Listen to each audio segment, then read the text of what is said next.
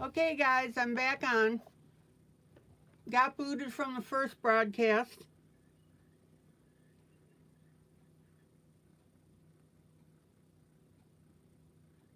Welcome back to my broadcast. It is Wednesday, March 12th at now 7:30 p.m. I had to reboot week 11 of 2025.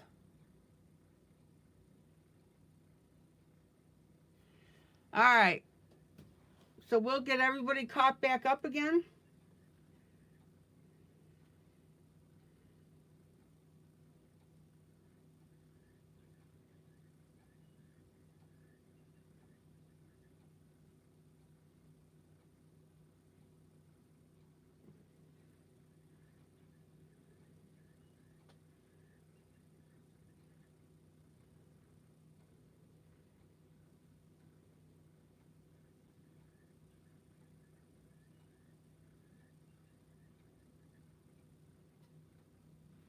Oh, Tammy, you shared the Bev? Sounds good.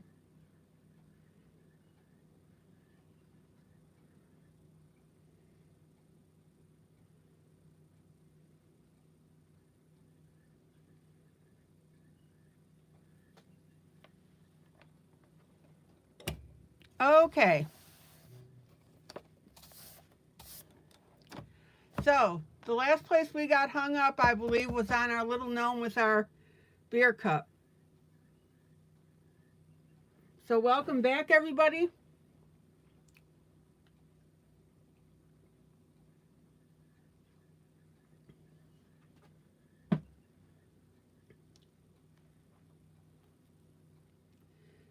Even my critters got disrupted.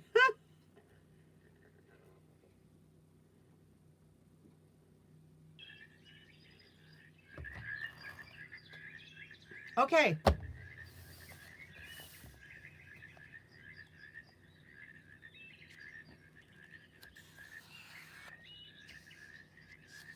So let's keep going through the flip through.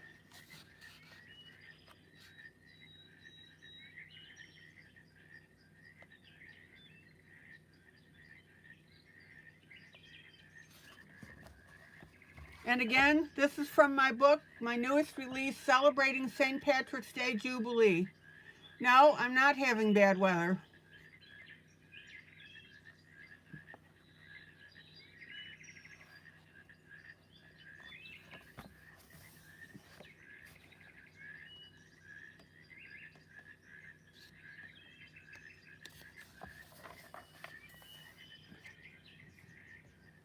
Now, here's our little professor gnome.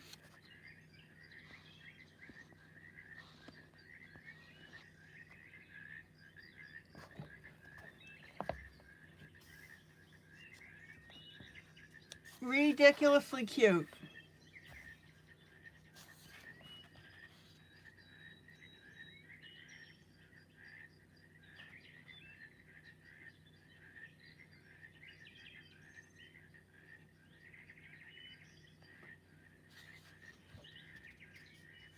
Sarah, you had a win. 2 of your friends work with you now. Cool. Did they come from your old employers?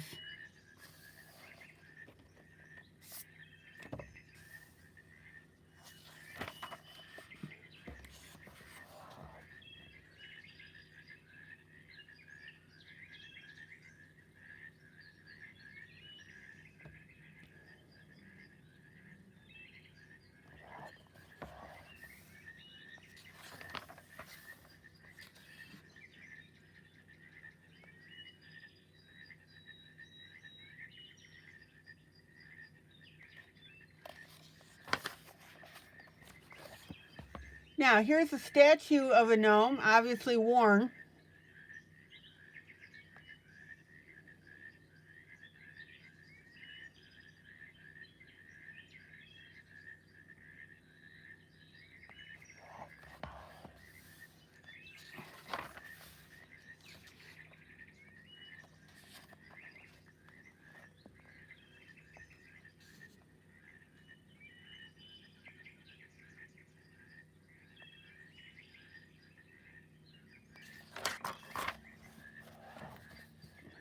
Here's our little office gnome.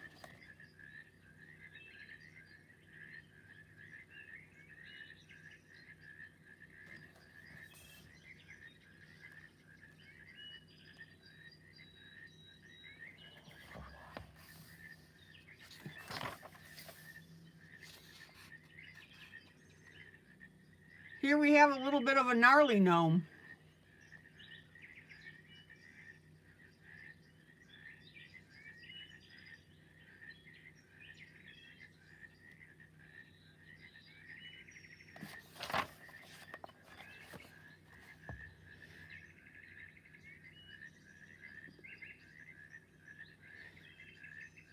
I don't know, I'm going to have to start naming these guys, I think.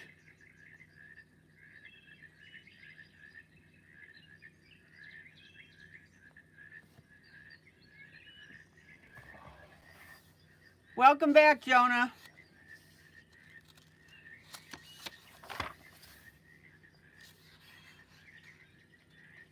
So I started to ask you guys, do any of you drink beer?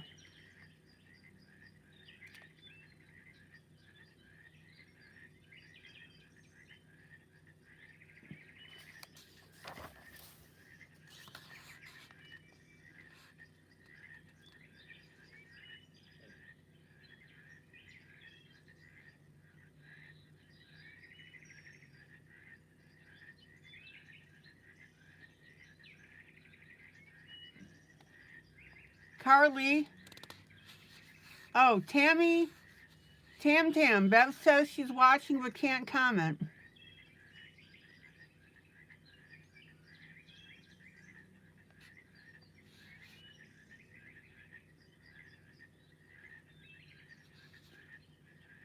Carly, you drink beer? Who else? Maggie, no beer. I don't drink beer either.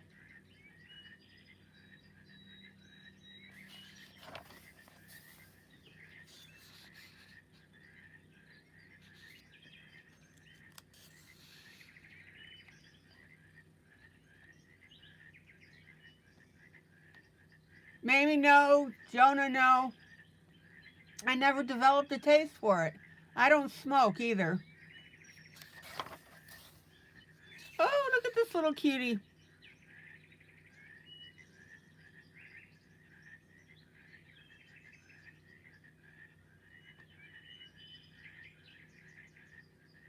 Sarah, you said I don't drink anymore. I was a lot a few years ago.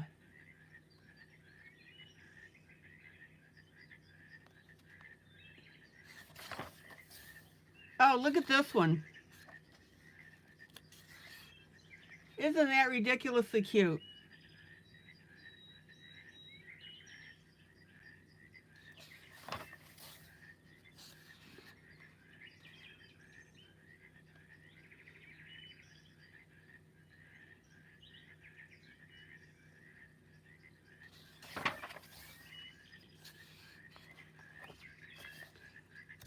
I think that this is a particularly, hello, Mary.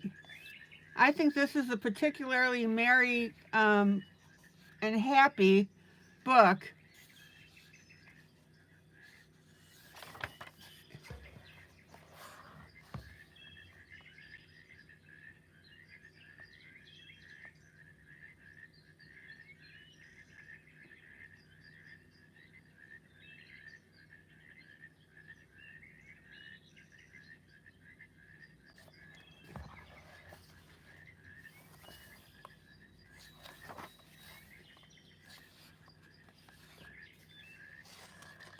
So if you like gnomes and if you like St. Patrick's Day, this book's for you. Maggie, will you pop up that link again?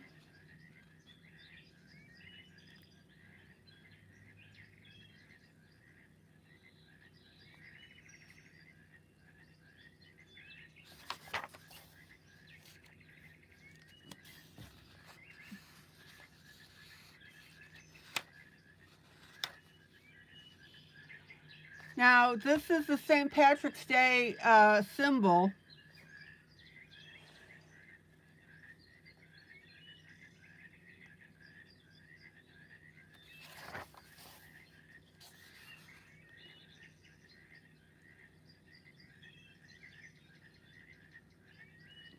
Mary, Mary, quite contrary. How does your garden grow?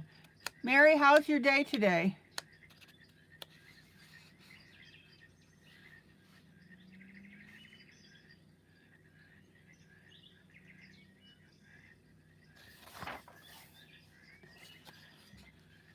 Sarah, hard to say which one I would recommend. They're both cuties.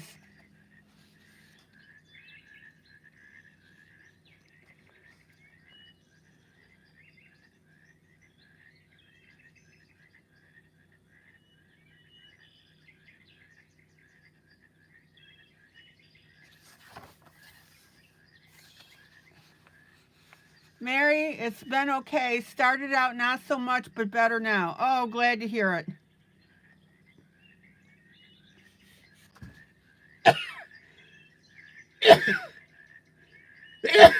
Oh, excuse.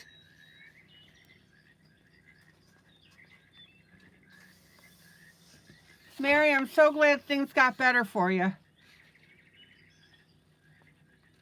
Here's a silly little gnome on top of a barrel.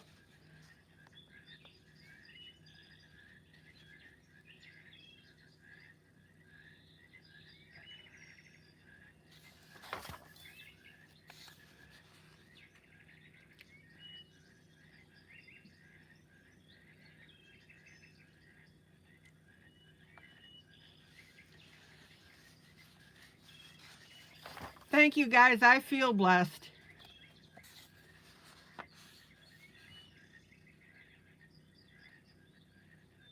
Here's a silly little gnome with a little statue.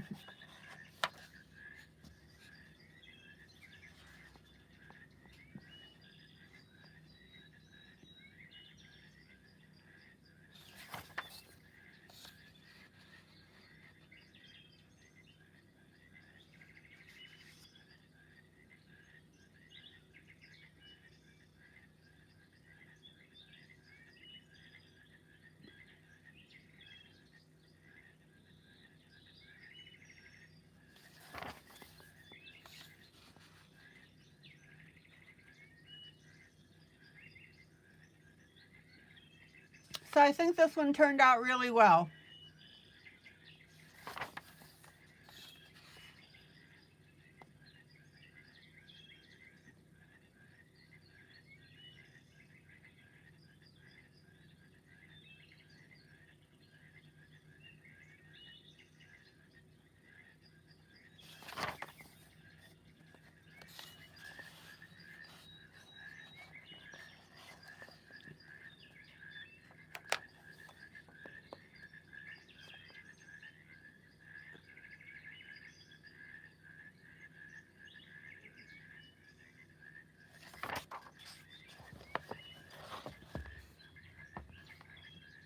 Now this one I think is particularly cute because it's got Lucky Charms on it.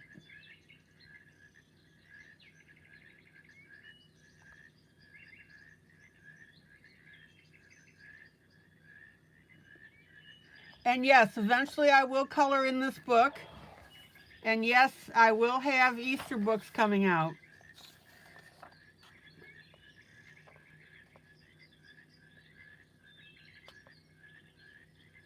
Oh, Sarah, now you want this book because of that cereal.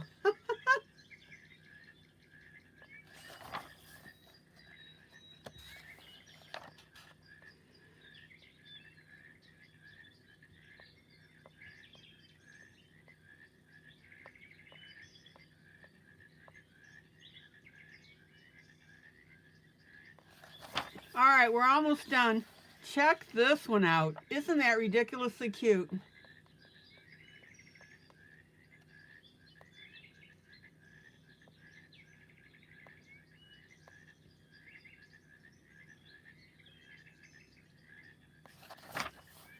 And this is our last one. You know, I always do a free bonus page. Sarah, you'll be buying the Easter book because you're an Easter baby.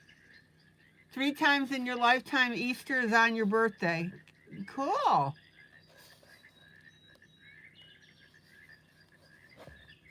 I love the expression.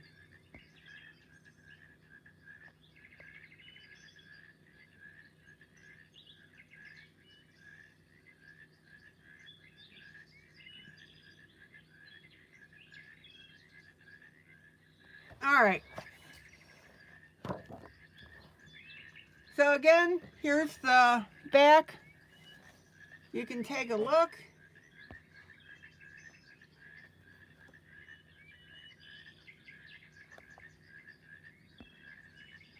Just gives you an idea of how all this stuff is going to look. Oh, Sarah, your copy will be there Friday.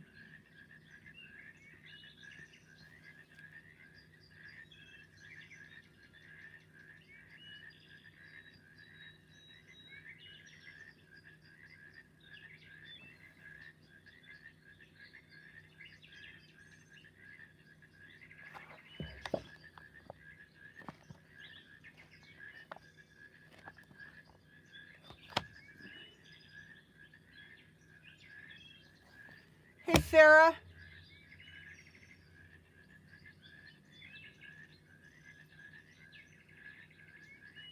I just noticed something about this book.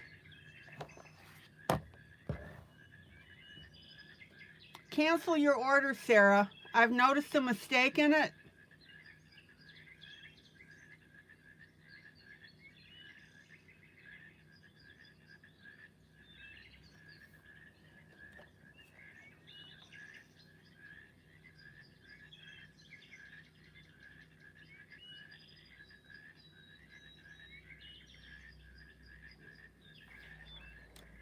This book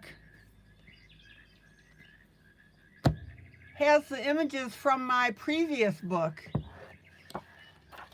And I don't know how that happened from Amazon.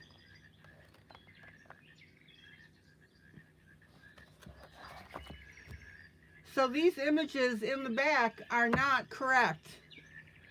Or no, the images in the book are not correct. The images in the back are supposed to be in the book.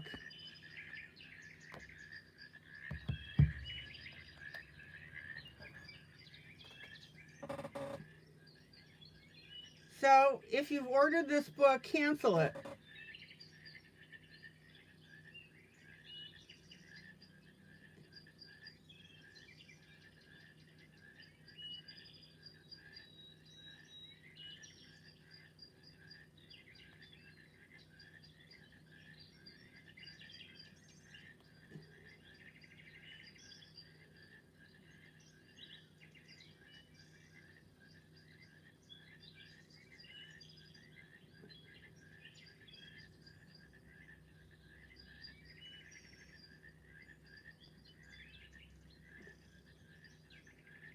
I will take care of that tonight, and we'll see what's going on with it.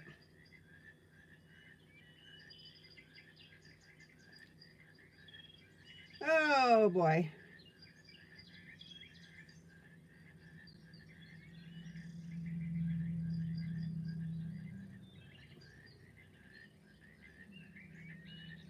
Is today Friday the 13th?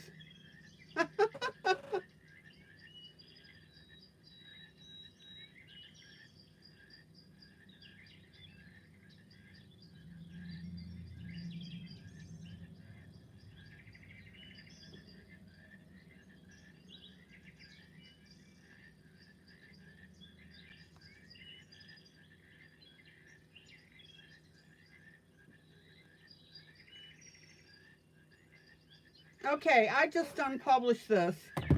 I'll take care of this tonight. These are the images that are supposed to be in the book.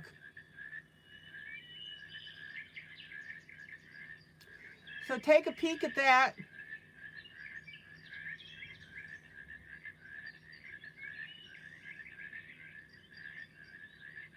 And we'll go ahead and get that straightened around.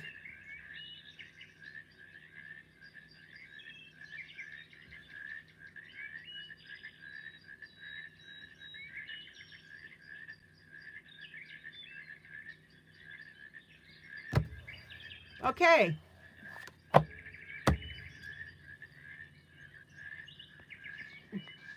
Let's see how much more of a disaster this broadcast can go. Yeehaw! Yeah, the cover is correct. The book contents are wrong.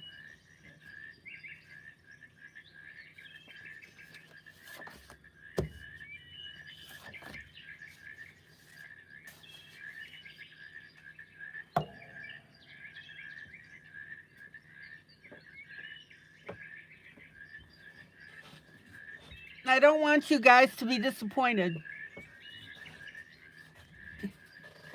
All right.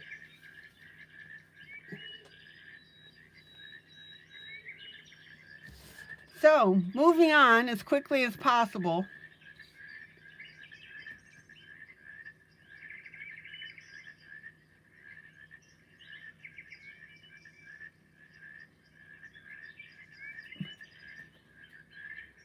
Sarah, do you want the link to the other book?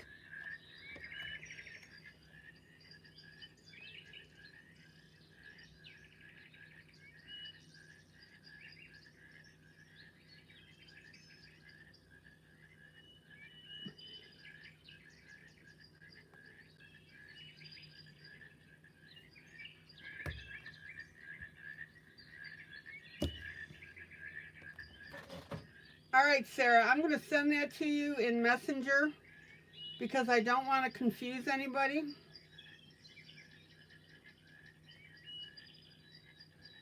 So please give me a moment.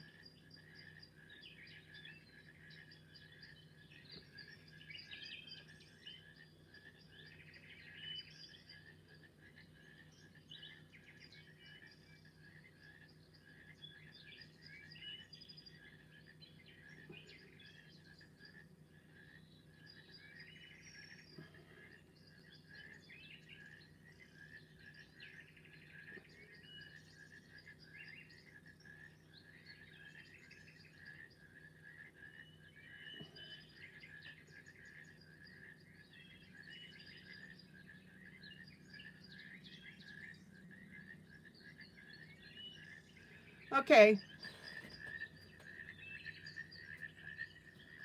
So here's the deal. Here is the correct the book that is my other St. Patrick's Day book.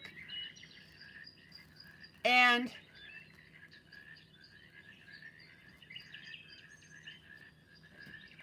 this is the one that I just flipped through.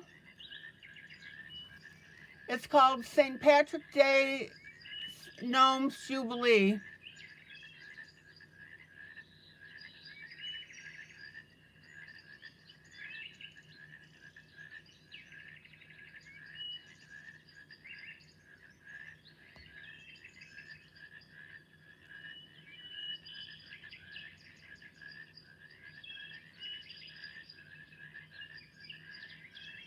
And these are the images I just showed you. All right. So actually what I'm going to do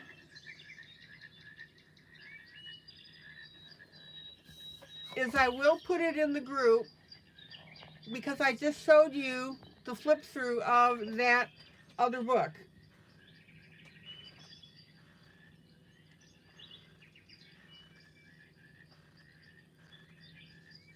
So give me a moment. I'll get you the link.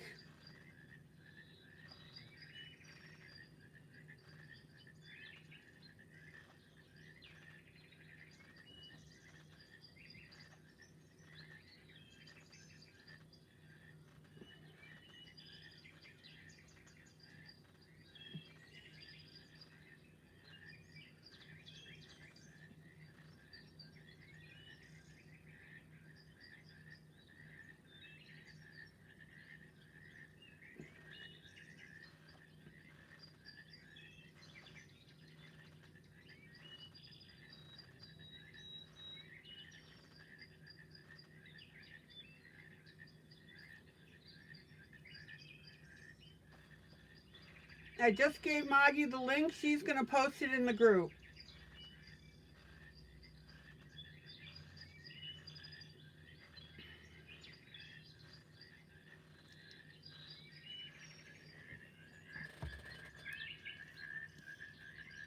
All right. Is everybody straightened around?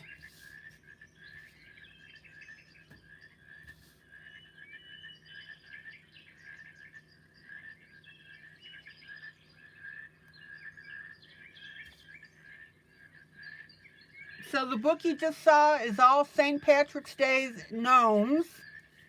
That's my previous St. Patrick's Day. And I will get with Amazon and find out what's going on with the contents of this book.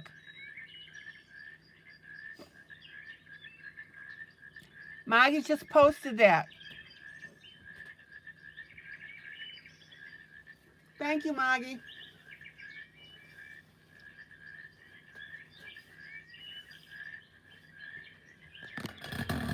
All right.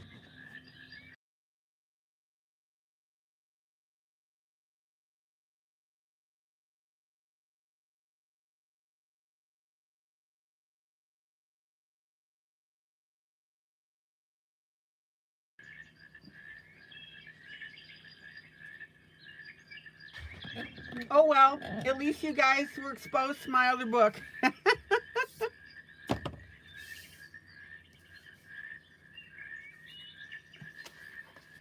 Guys, thank you so much for understanding and your patience.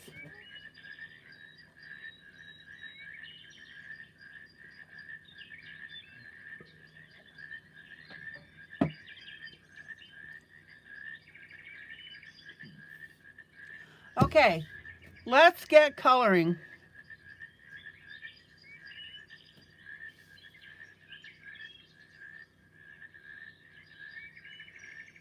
Hello, Stephanie.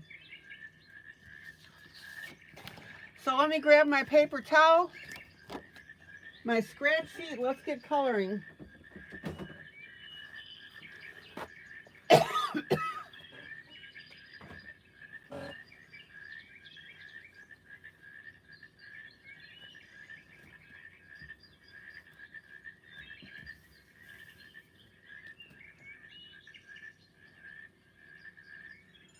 So Sarah, you're good for ordering the Gnomes book. Okay.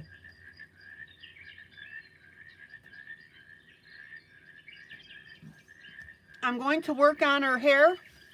Now, guys, tell me, what colors do I need for her hair?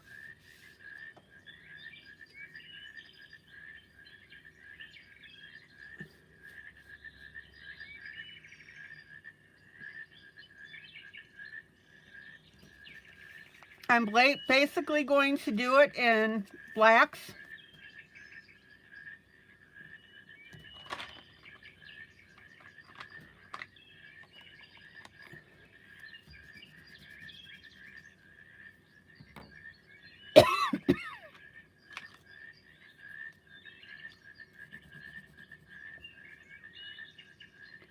A Gnomes book for Easter.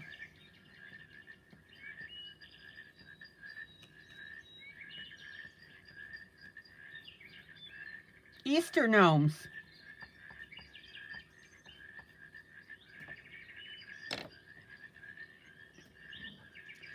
Hallelujah. Guys, black, gray, dark blue.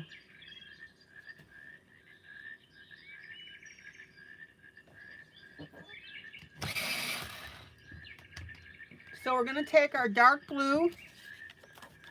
The gray will be my Payne's gray. The black will be, I use Prismacolor black. By the way, you guys are the best. Thank you so much for understanding about the mix-up. But I am blushing because I'm embarrassed.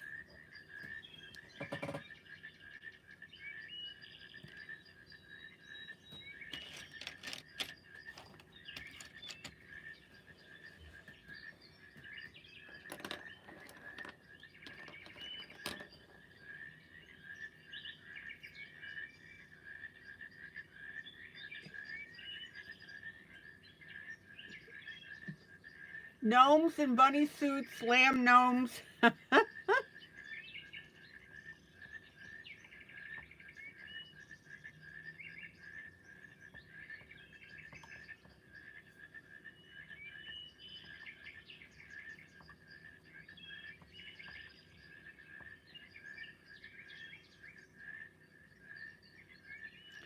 Sarah says it's okay because she needed to flip through to decide about buying it. Okay. All right, guys, let's get her hair going here. Grace, you liked it?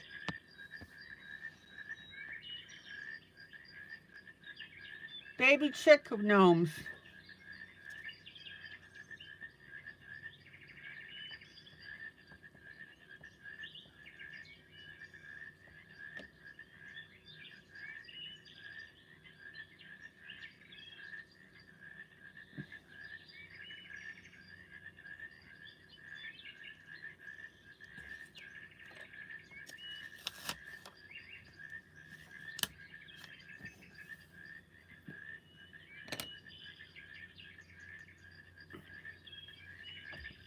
All right.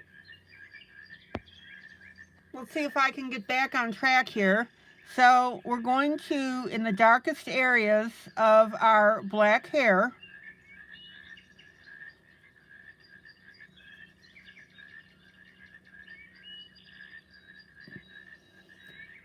we're going to put our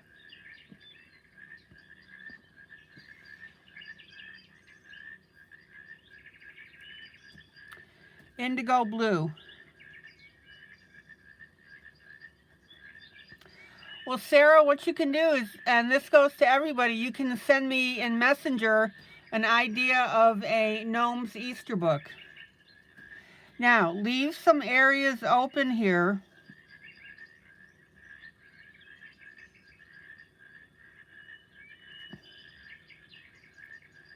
with your dark blue, because we're going to be doing Payne's Gray in those areas.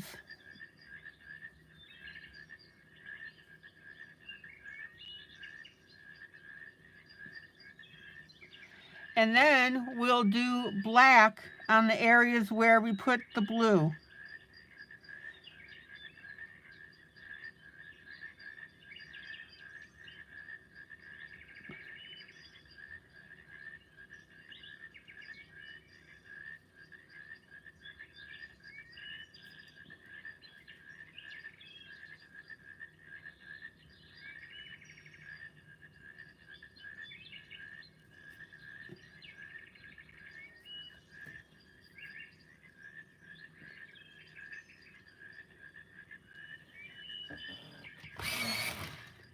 I'll have to double check with Sarah to see if she heard me.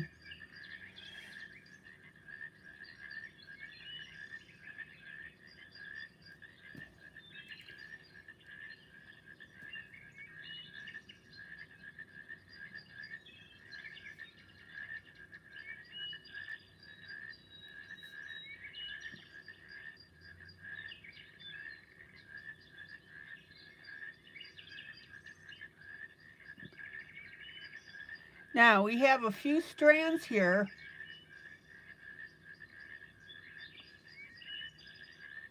that we can go ahead and do in our black.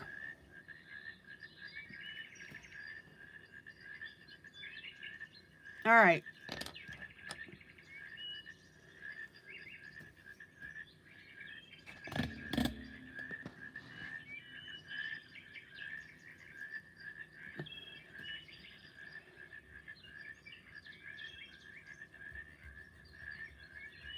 Here's our blue.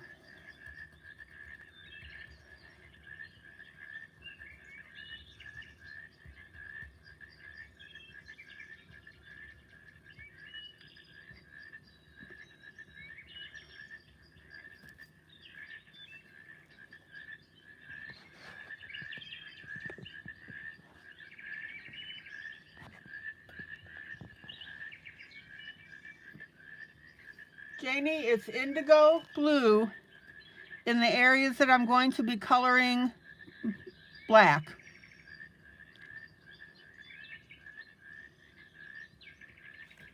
And if you look on the hair, not all of it, I'm sorry for all the movement here. Not all of it is the black. There are some lighter gray areas.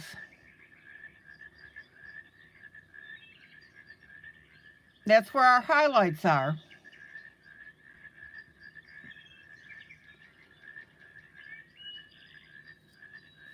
So what I'm doing right now is wherever the black is, I'm putting the blue.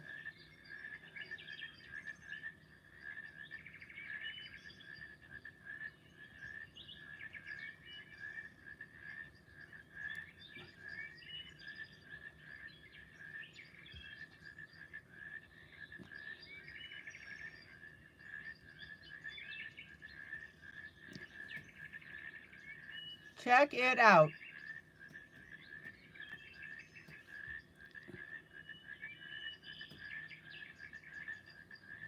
Hey, Thomas.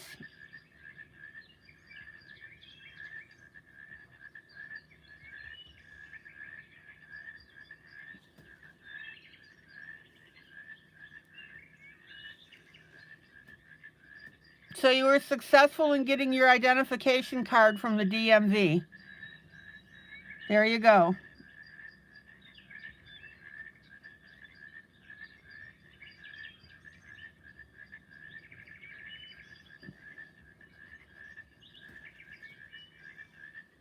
Now check out how cool this hair looks with the blue.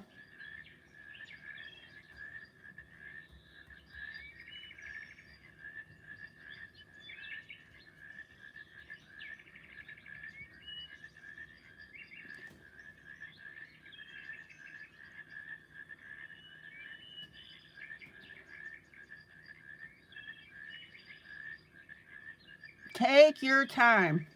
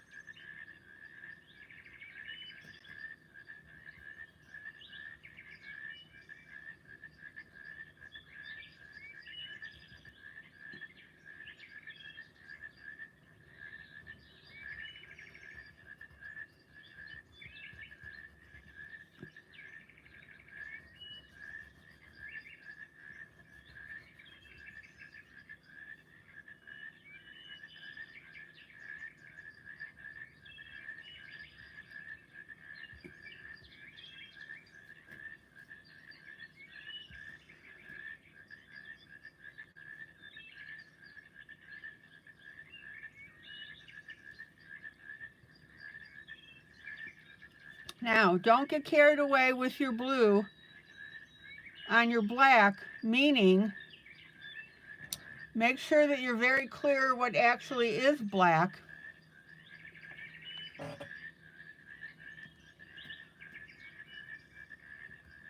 And what's going to be a lighter color. So in other words, you're going to pick and choose based on your grayscale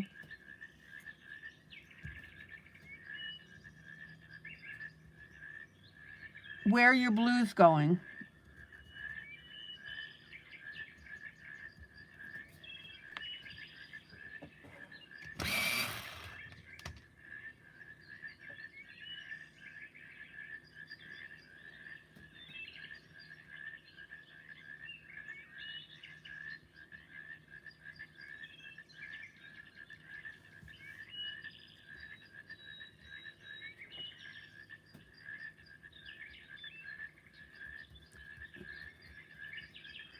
Now we have quite a bit of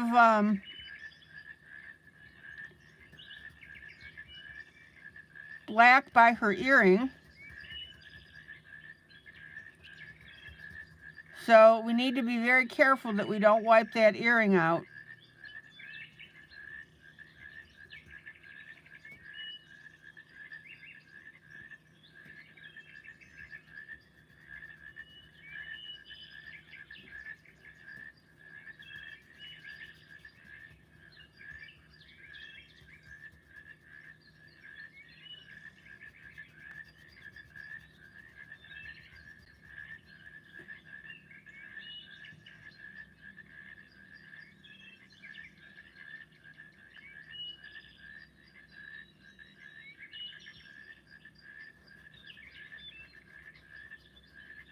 And then we'll pull that blue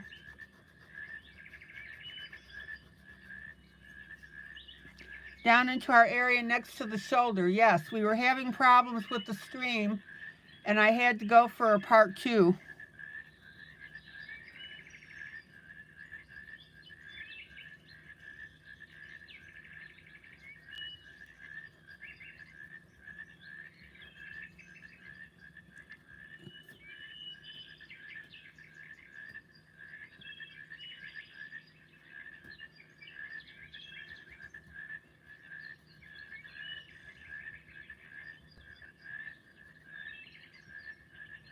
Now again, don't get carried away with where your black's going to go, because we have areas here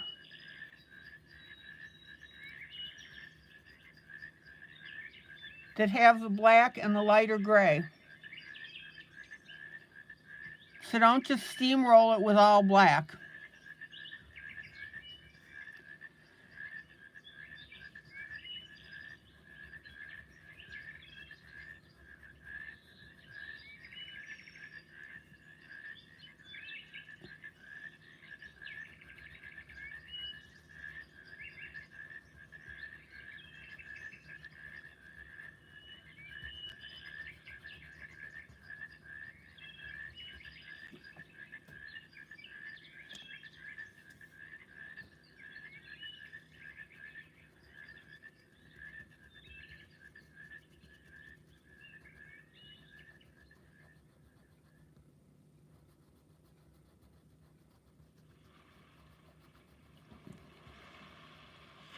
Now, for example, notice this curl right here? It's the darker black going up to the top. Then it gets lighter. That's where we're going to put our gray.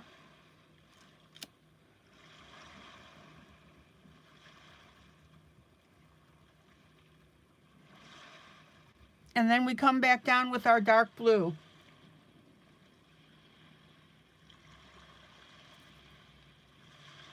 So that's what I'm saying. Don't go nuts with where your black is going.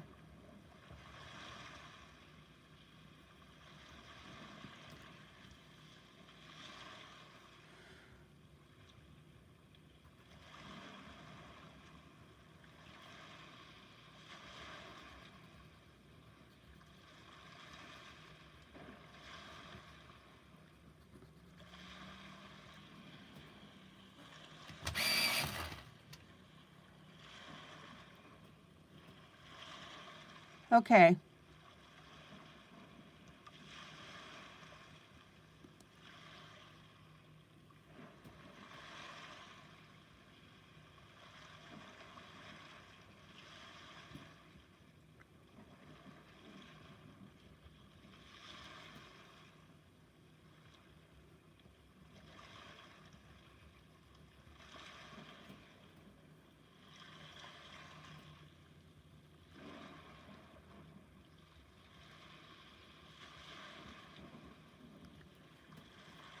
All right. Let me pull out.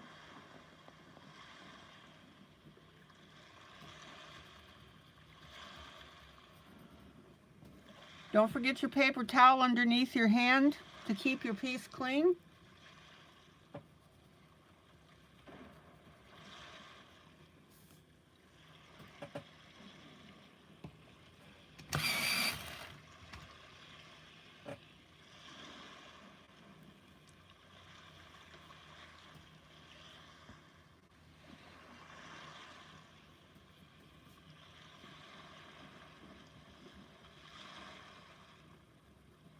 And now we need to go down near the bottom where it is getting lighter, but we still have these black areas.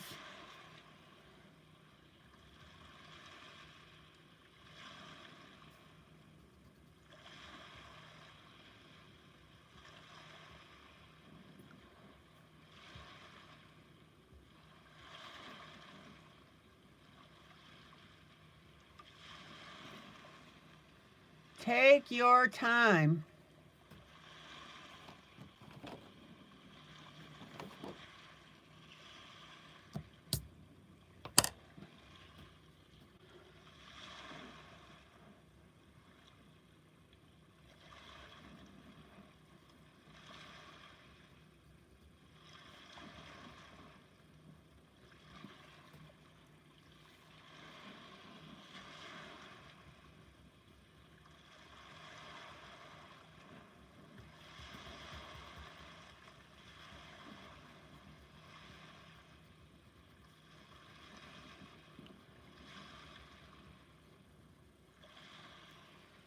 All right.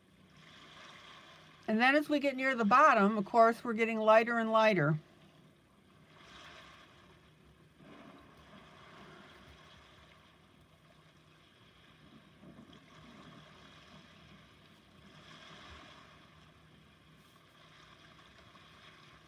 and our black is going to be more sparse.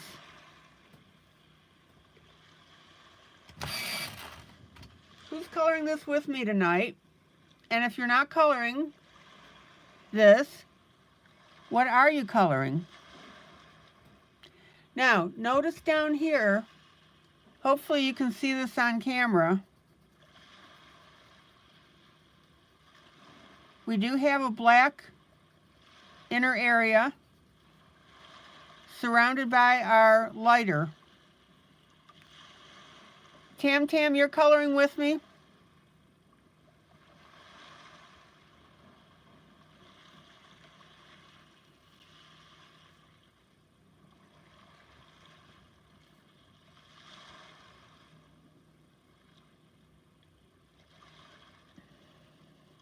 I know a lot of you like to replay the video the next day.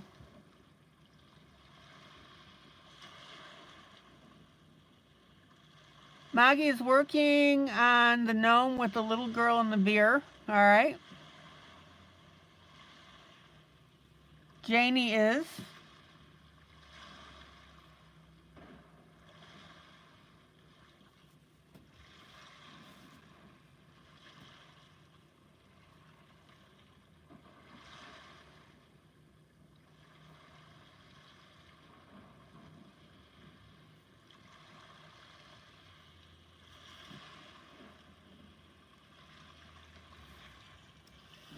Okay, let me pull out, and you can see how beautiful this is already looking.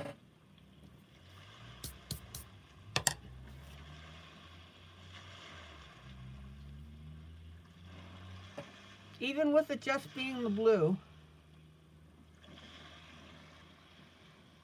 Stephanie, you're doing a picture of a Rottweiler helping with coloring the black fur. Oh good, I'm glad this is helping you.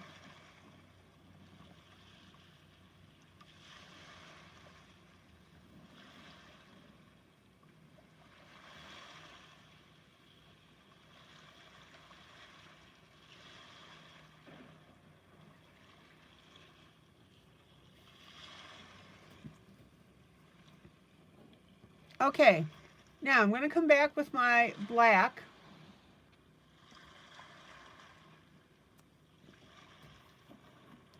Now I did these areas before with the black on top of the blue, so we're good there.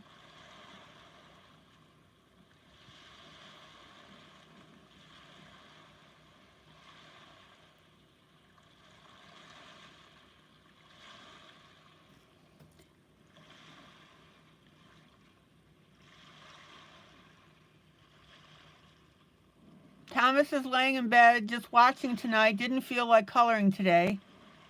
Played a little bit of video game. All right.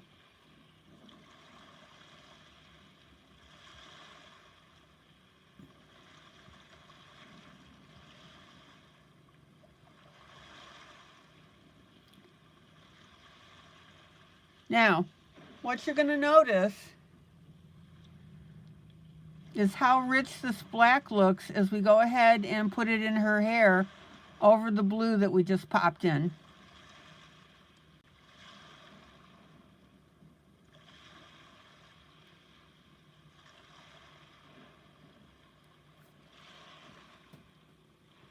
And this is going to make a difference when we add the Payne's Gray for the slightly lighter areas of black, or darker grayscale, I should say, on the image. And what I want you to see, and I really hope the camera is catching this for you, is when I put that black over the blue, it comes out beautifully.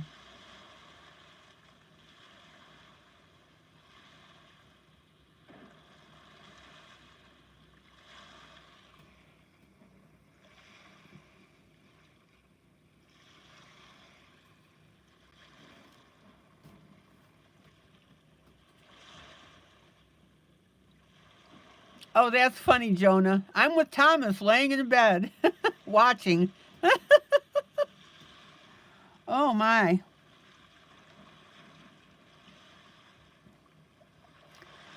Jonah and Thomas sitting in a tree. Kissi. No.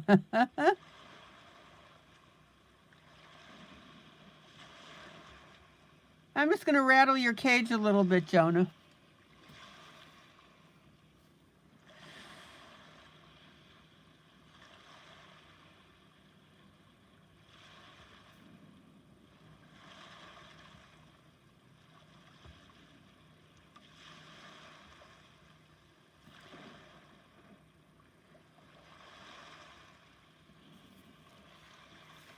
Now, don't forget to turn your pencil to keep the point sharp.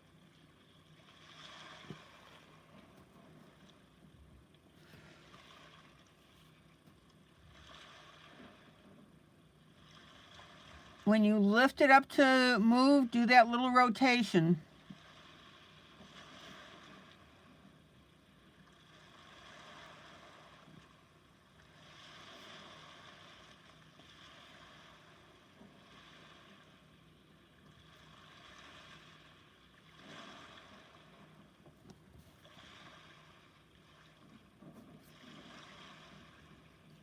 Okay.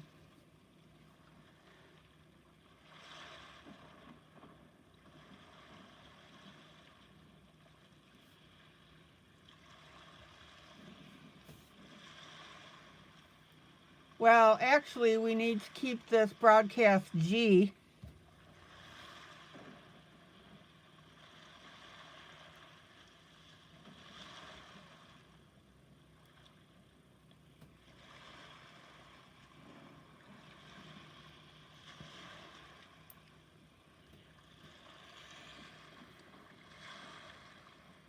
Oh, Jonah says that's okay, rattle away.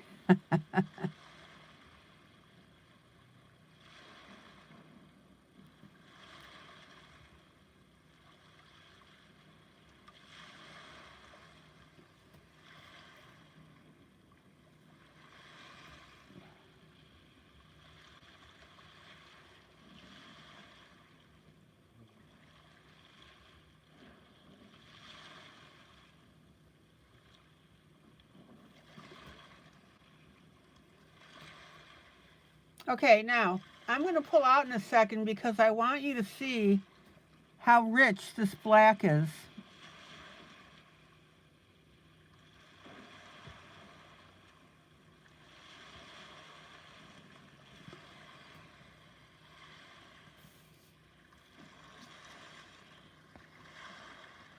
It is absolutely beautiful. Everybody see that?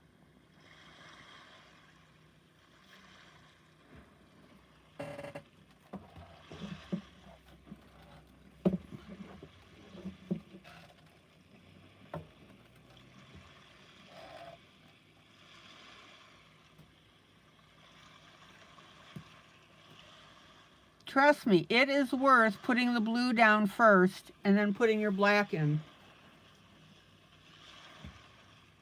This whole area on the side of her face. Isn't that great?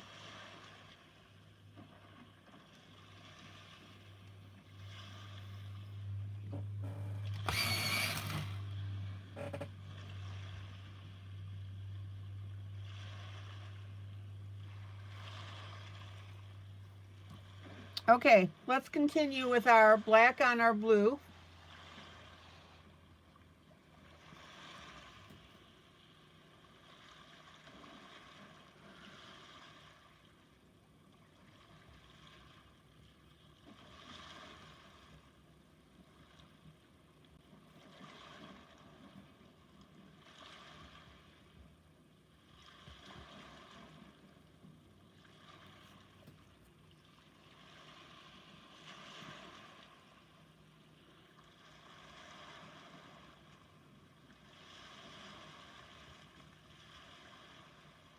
And when you put your black over your blue in this like a larger area, be sure that you do your little circles.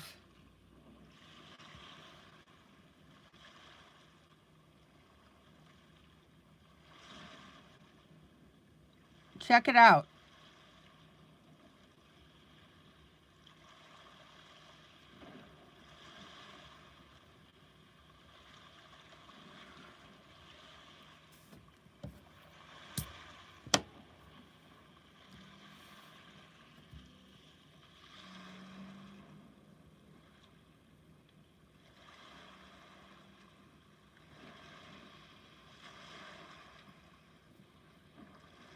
Now, this is why I like my Prismacolor black,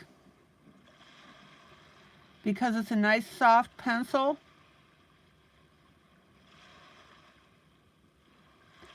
And the coverage is really good.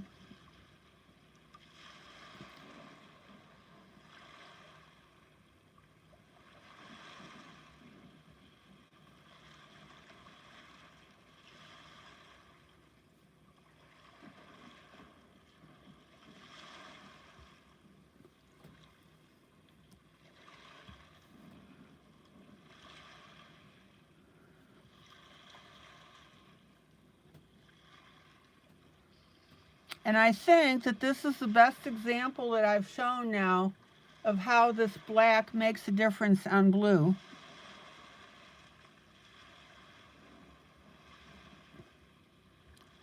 You can really see the richness.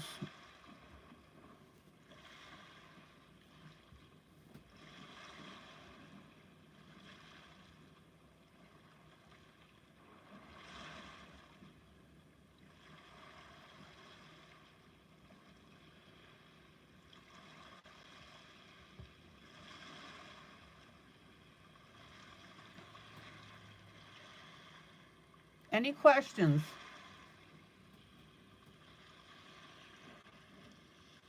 Janie, how's your piece looking by using your black and your blue?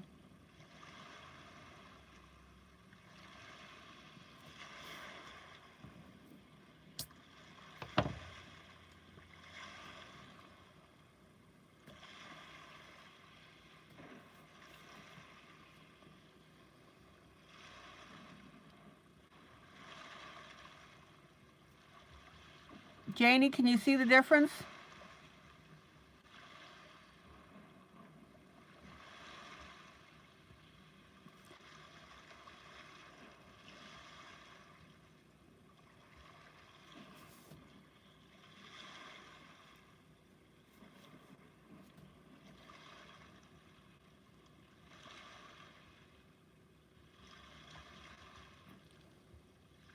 So Stephanie says that it's making a difference on her image as well for her dog that she's doing.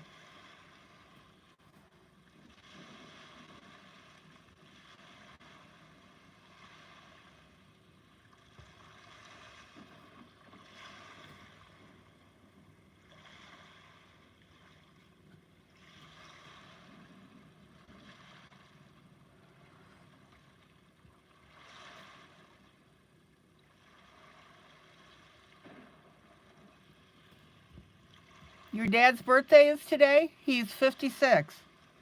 All right.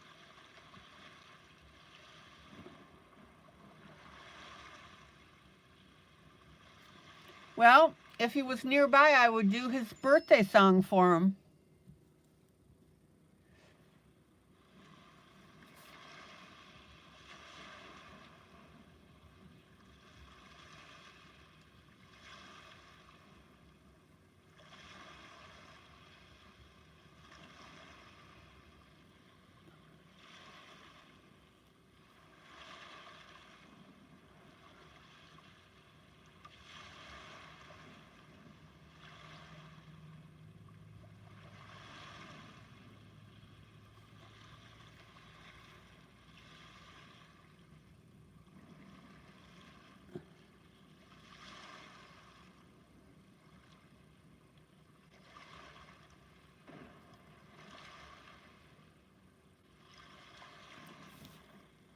Okay.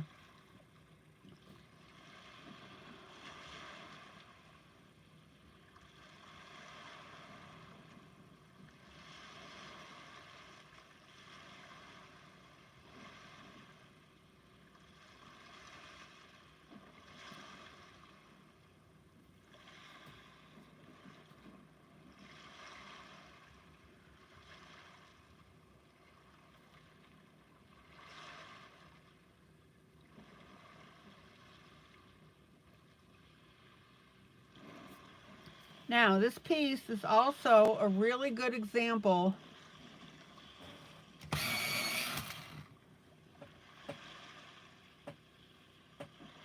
of sweating the details.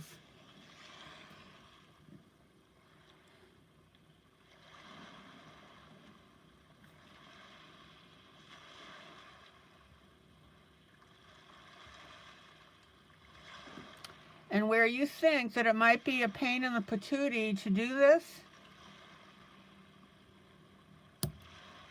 the outcome is going to be well worth it.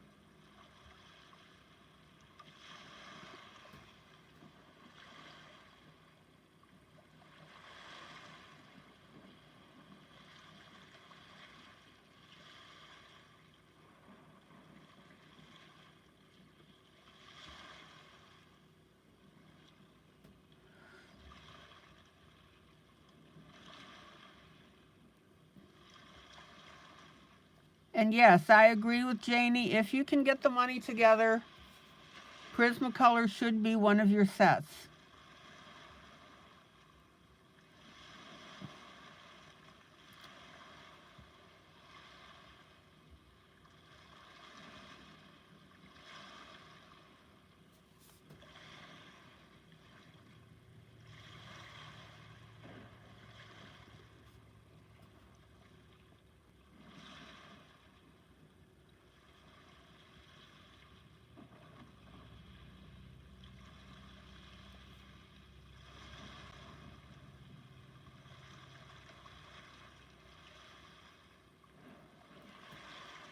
Okay.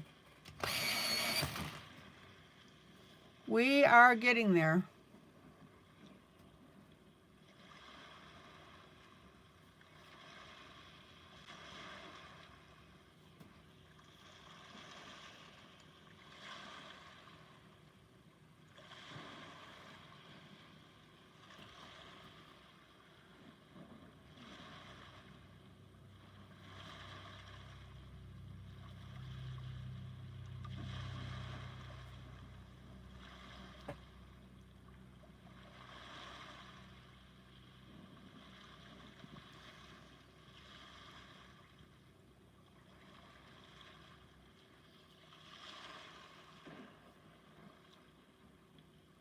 Sarah, are you still watching?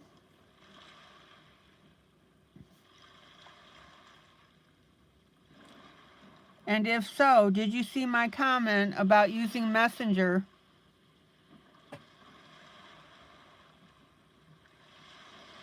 to send me ideas about your gnome Easter book?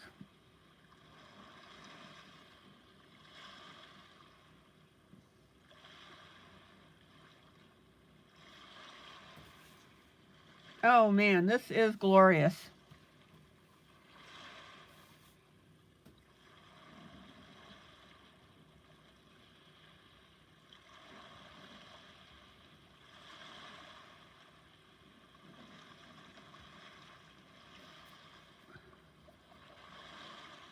Absolutely beautiful.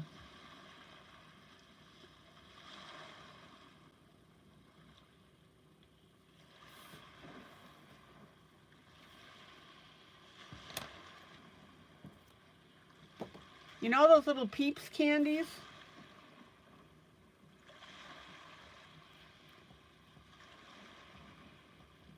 I could see gnome faces on that.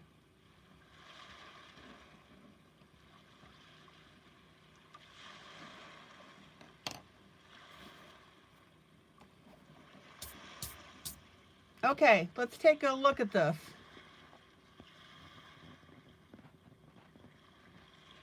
Isn't that beautiful? Ah, or eating the Peeps, that's right.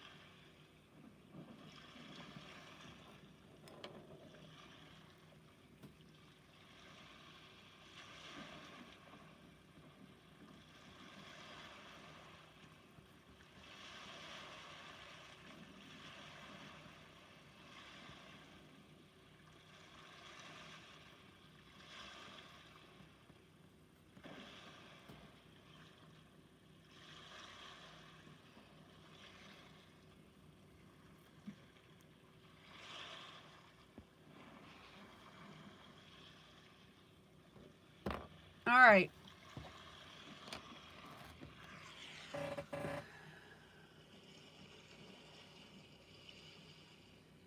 So this is the dog that Stephanie is working on.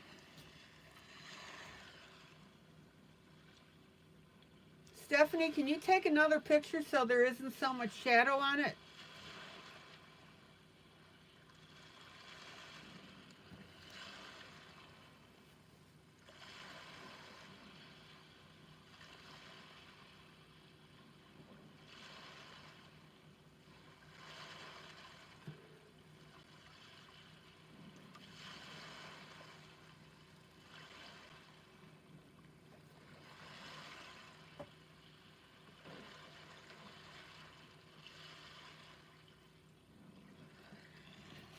Isn't that beautiful?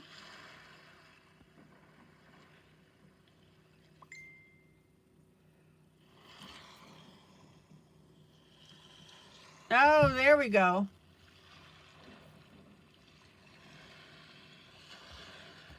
There's a picture without all the shading on it.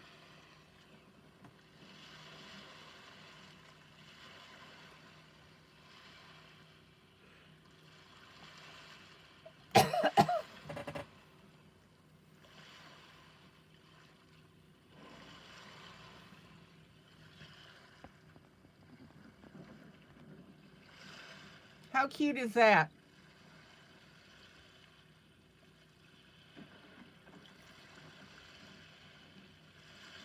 Thomas, your old bus driver used to eat Peeps stale. To each his own.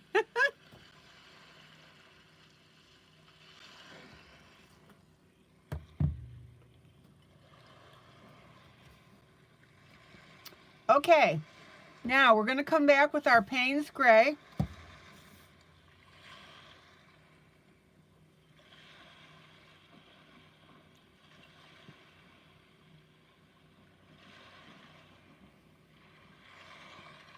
And in between our areas of our black now, we're going to come in with that Payne's Gray, and that's going to add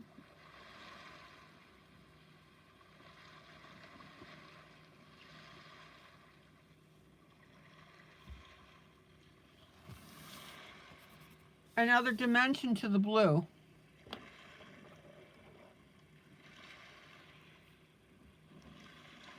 I'm sorry, another dimension to the hair is what I meant to say.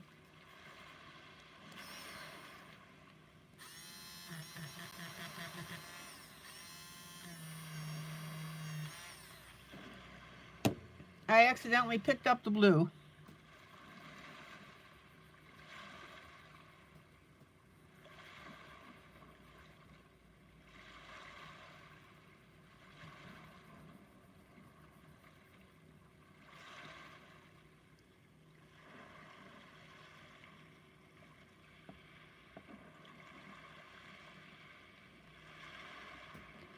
Hello, kitty.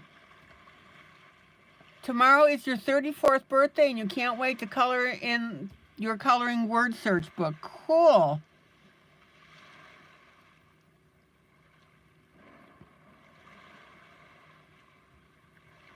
Well, be sure to come into the broadcast.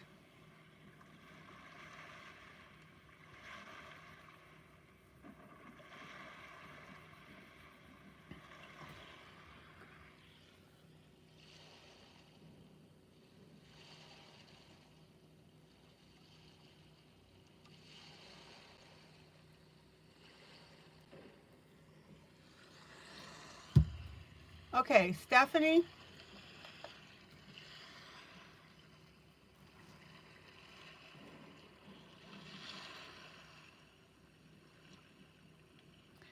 Use a little bit more of your black in this area and then use your Payne's Gray to pull it out to the edges.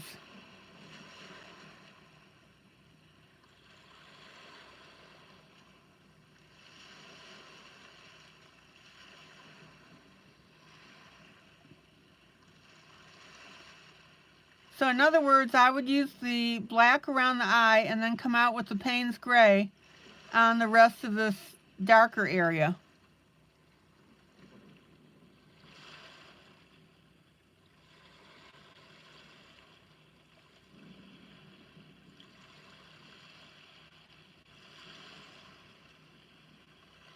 should you have more blue? Not if you're going to use the Payne's gray, but anywhere that you put the black, put your blue.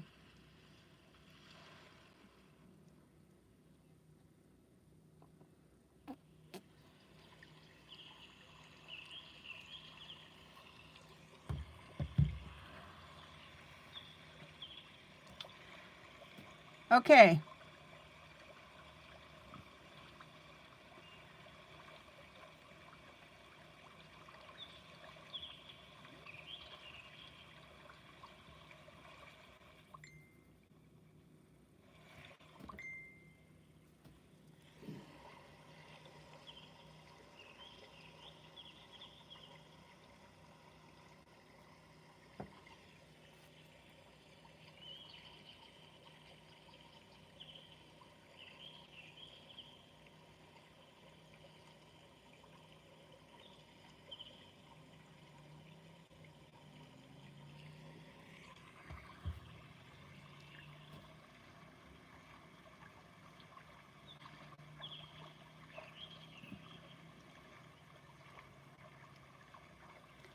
Now, I want you to see how beautifully this hair is coming together.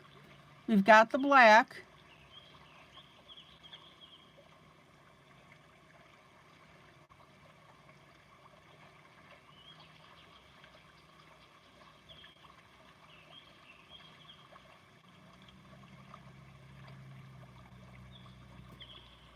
And now we're going to add the gray.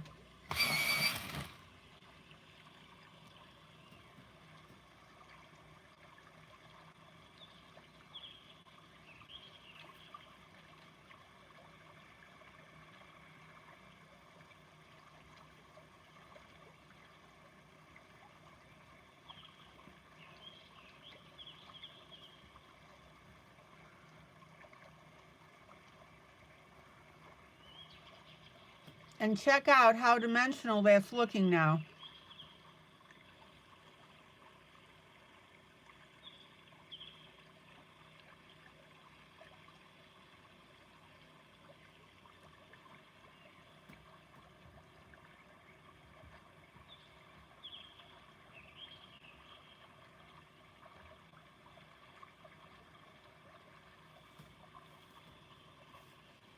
And I need to move my camera again.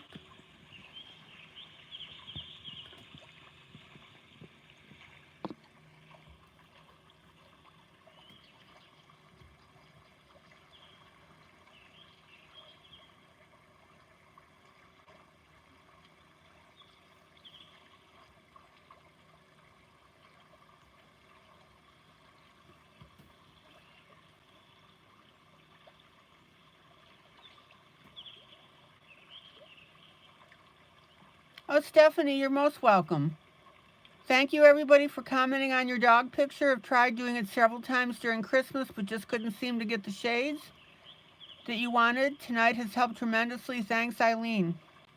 Yeah, it looks really good, Stephanie.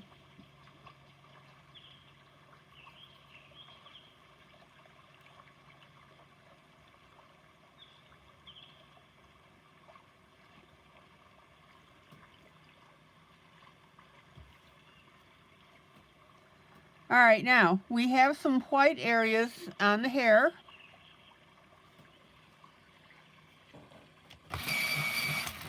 That's just part of the image.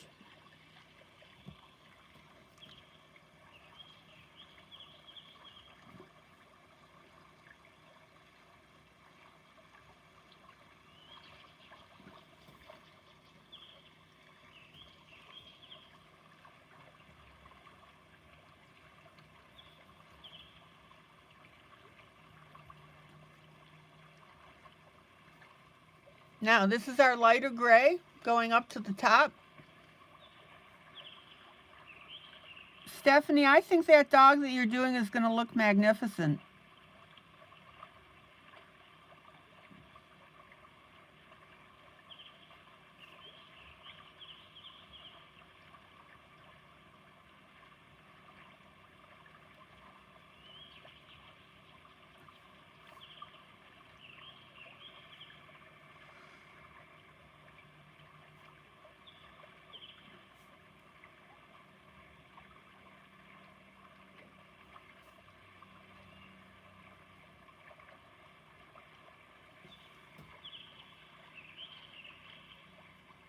Oh, your grandpups are Rotties.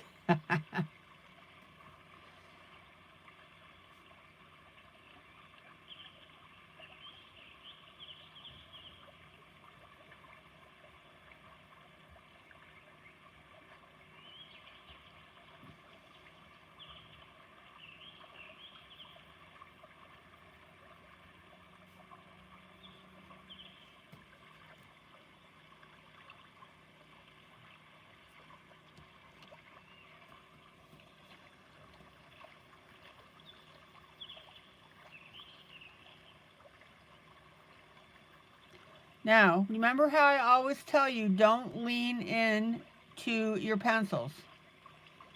Let the pencils do the work.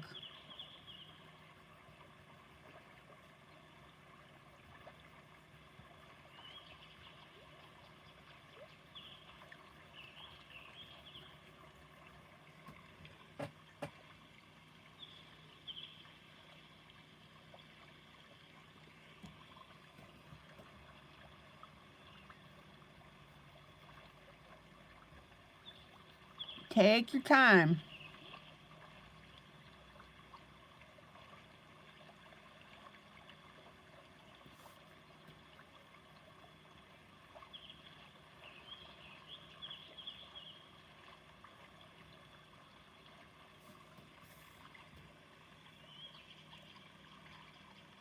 Well, Grace, I'm glad that you've learned so much on here. That's great.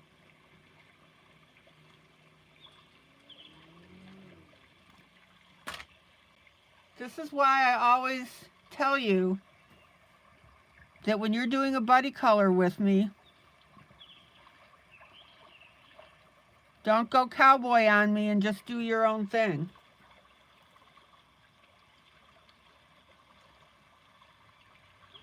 If you want to do your own thing, reprint the image and do what you want to do. But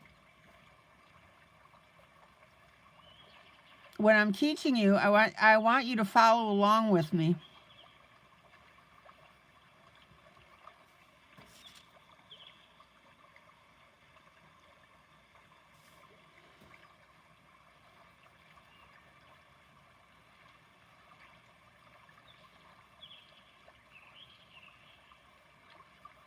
Again, guys, let your pencil do the work.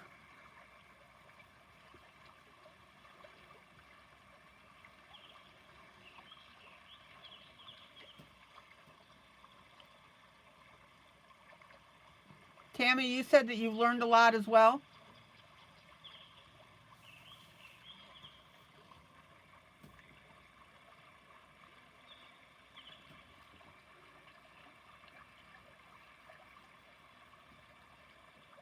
Oh, Grace, when I got my first book and saw those little gray and white Santas, I thought, what do I do with this? Now you know.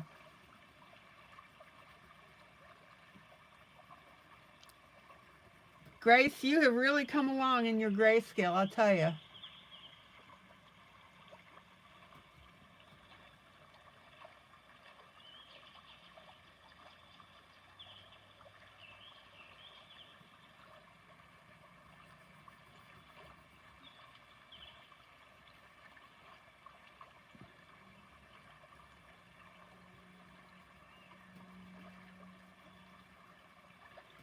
Well, I'm glad you guys. Oh, Stephanie, I almost didn't stop in because I was so late, but learned a lot in an hour. Good.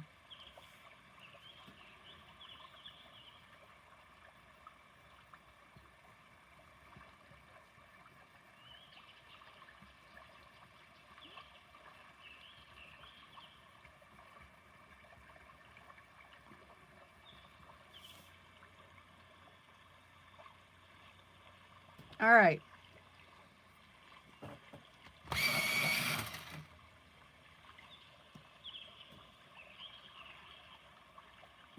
And you guys, now you know how to draw lace, don't you?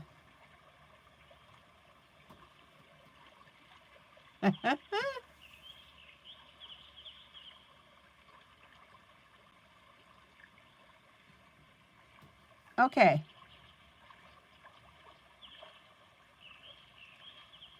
Payne's gray on our curls here. There was a little girl with a little curl right in the middle of her forehead.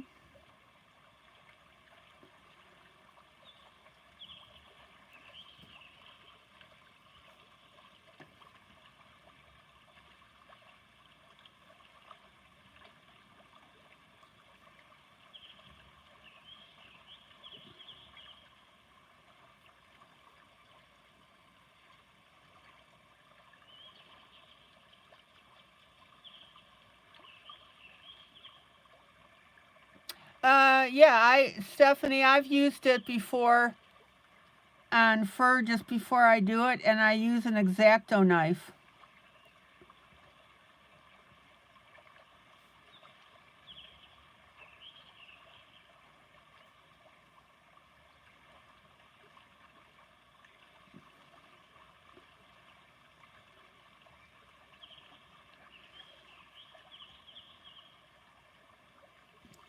I actually did that on some baby chicks a couple years ago or a year ago. Maggie, do you remember that?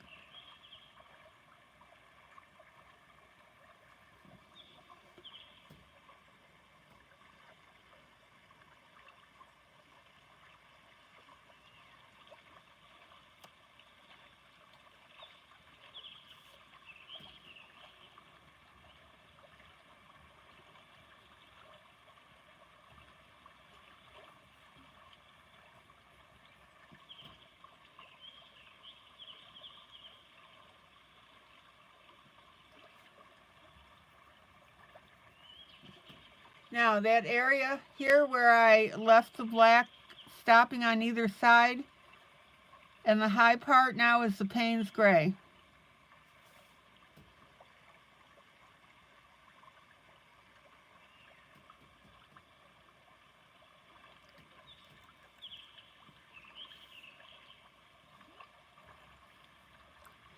Yeah, the scratching technique that Stephanie is talking about is you take an X-Acto knife and cut in very lightly the layout of the fur, and then you come over the color over that with your pencil.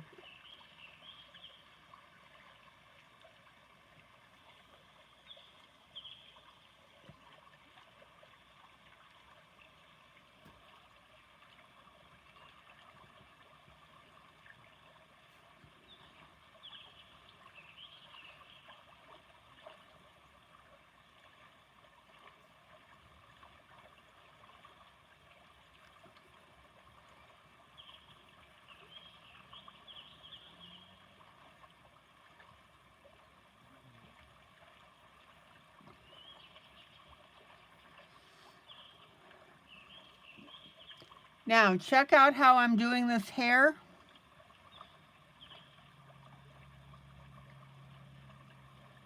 With the Payne's Gray, I'm leaving spaces in between it so that we've got a good hair pattern.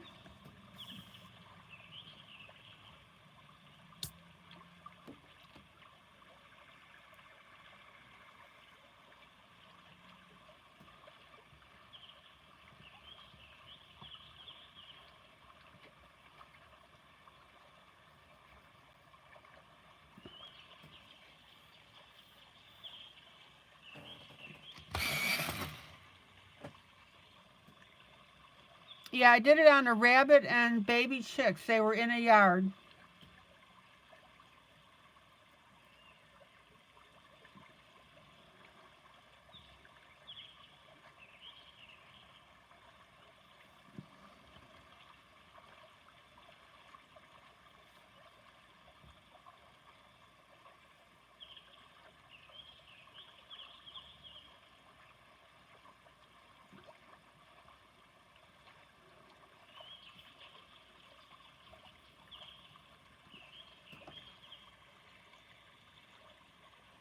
Here, let me take a second and show you guys how that works.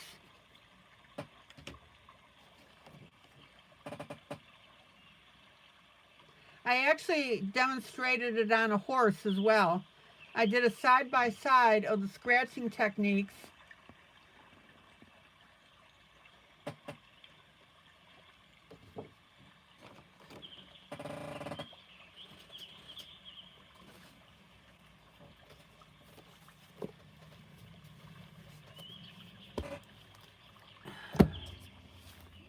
Let me see if I save that.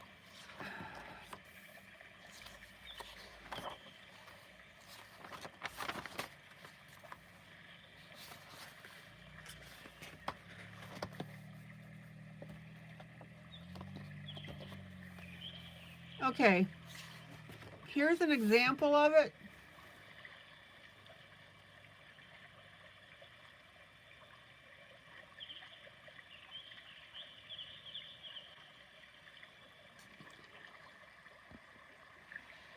And what you basically do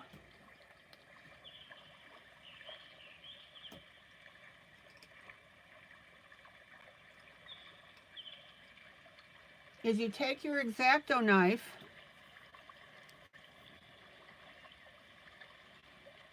and you scrape on the paper in the direction that you want the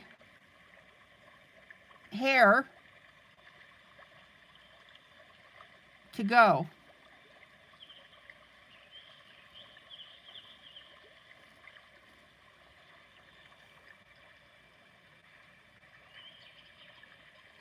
And then you take your pencil and you lightly color over it with whatever color you're using. And what it does is the scraping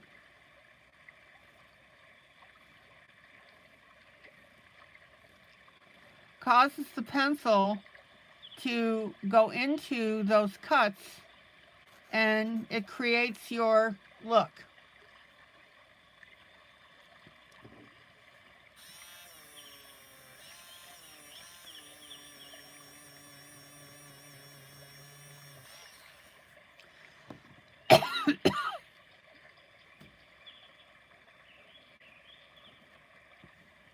Any questions on that?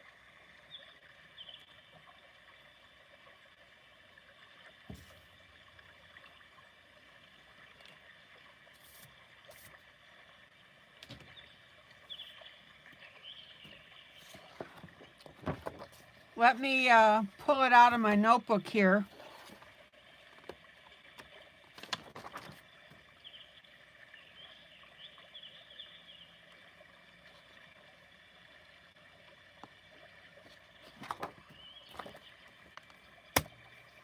And I'll demonstrate this on the other side of the horse.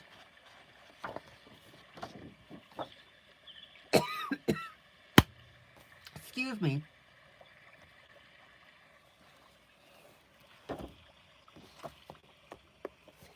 Okay, kitty.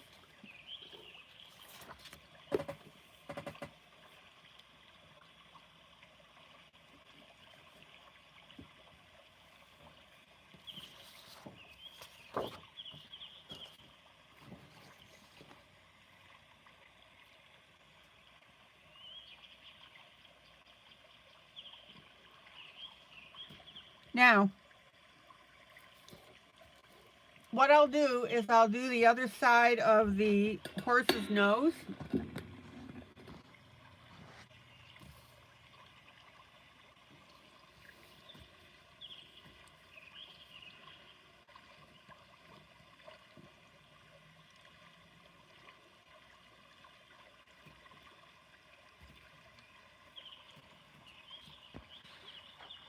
Now, you probably won't be able to see the cuts in the paper. Maybe you can.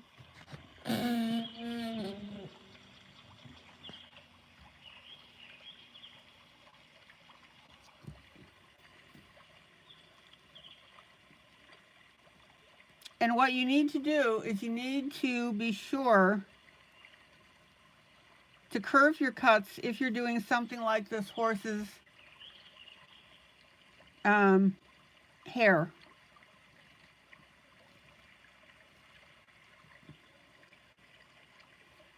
Can you guys see the cuts?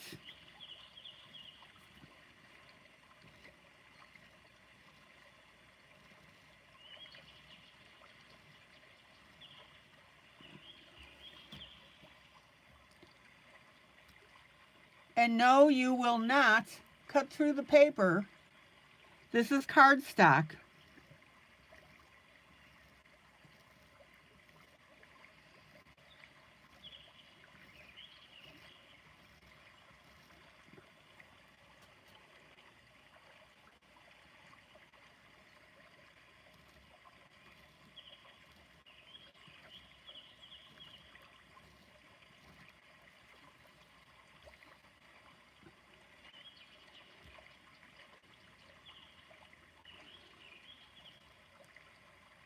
Hey, Angie.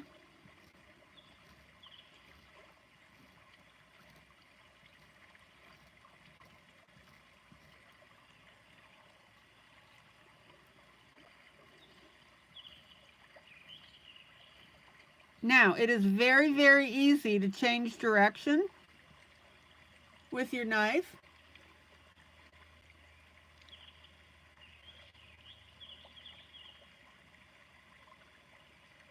You use a corn cob holder. Stephanie, take a picture of it and show me what you mean.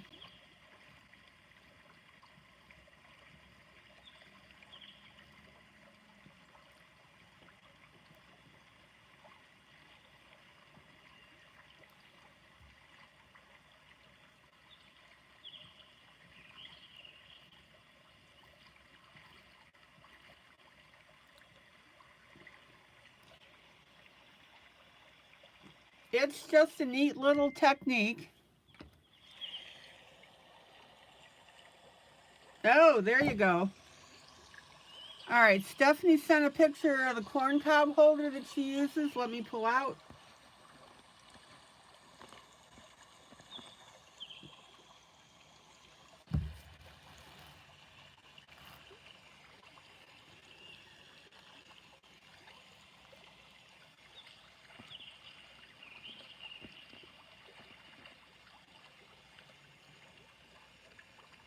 Oh, there you go on the way that you're coloring your dog. Looks good.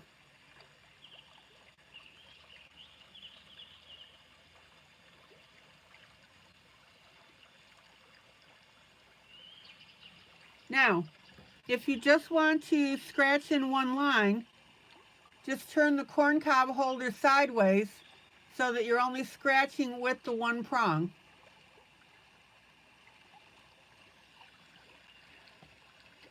Angie, sorry to hear your cellulitis is back.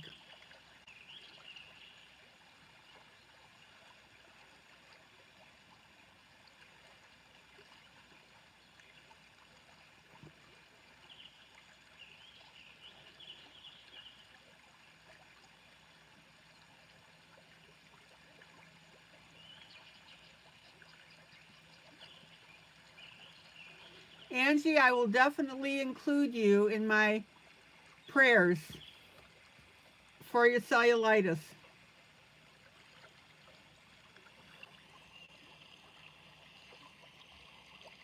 Okay, so everybody see that corn cob holder?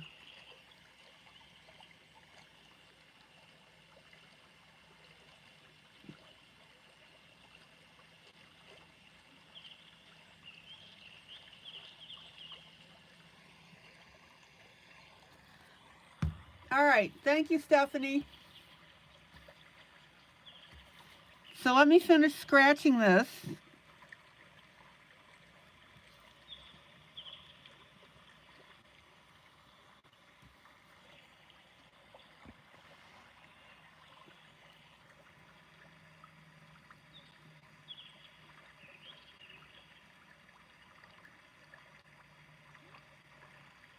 It's a neat little method for doing fur.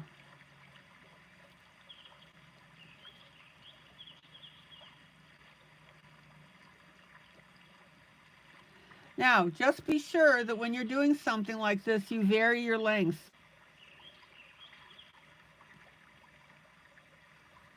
And in fact, what I'm going to do is I'm going to cross cut some of these.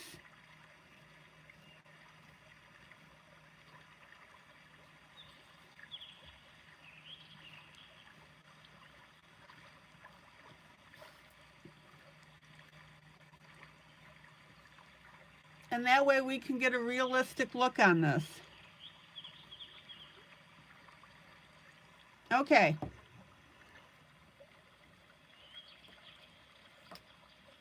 And then put your knife away so that you don't accidentally cut yourself.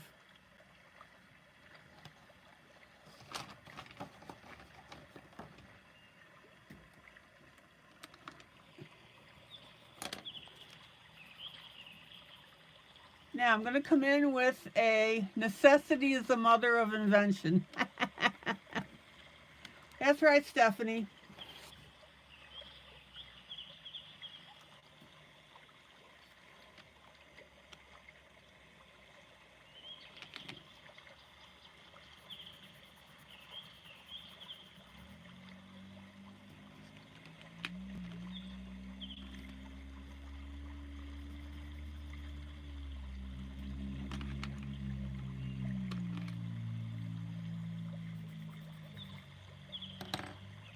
Oh, let me find a nice light brown.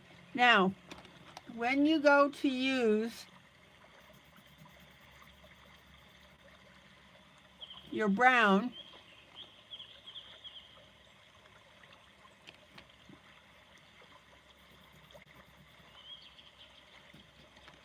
I would not recommend using Prismacolor because it's so soft.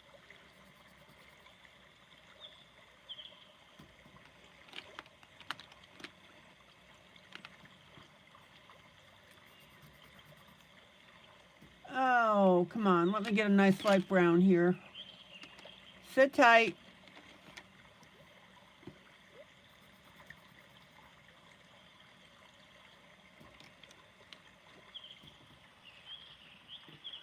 Tammy, your daughter's still in ICU, but they took her off the oxygen today. Praise God. And she'll be in there another week.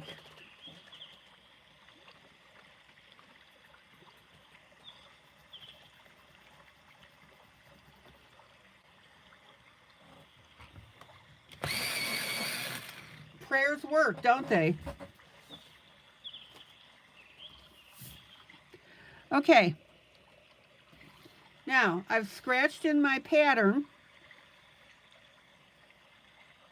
Now I'm going to start with my lightest color.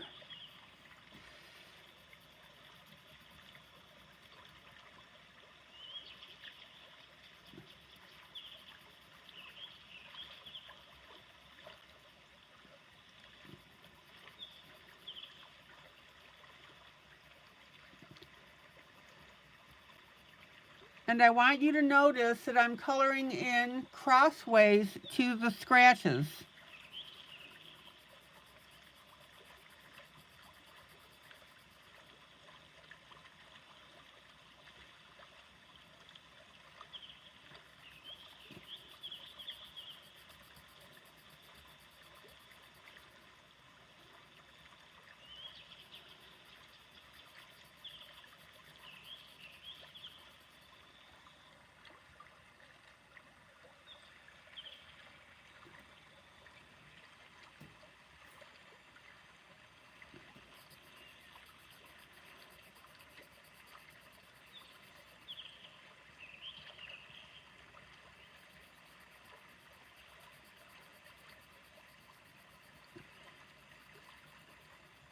Now, notice that I'm also using a circular motion.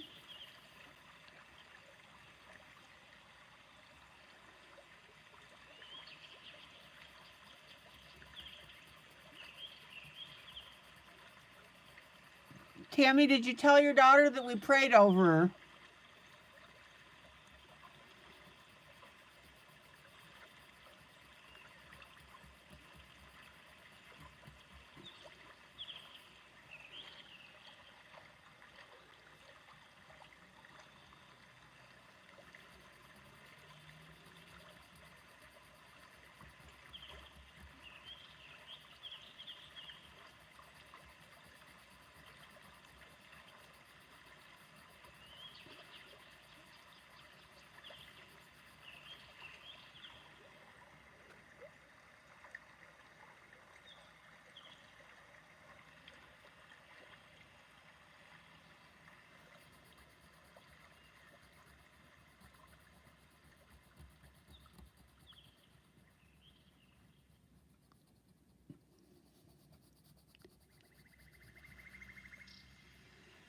Okay, let me pull out.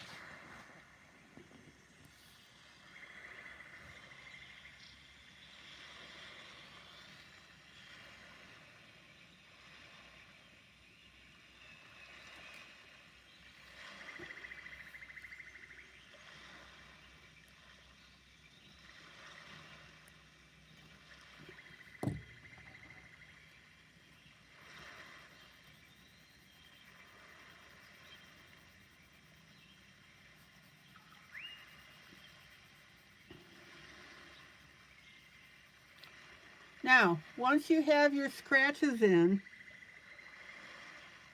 now I'm going to come in with my darker pencil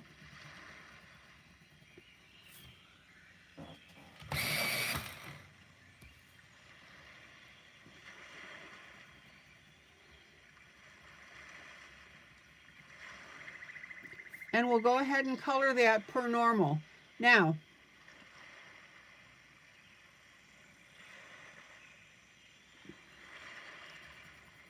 this is just a quick demo of how to do this.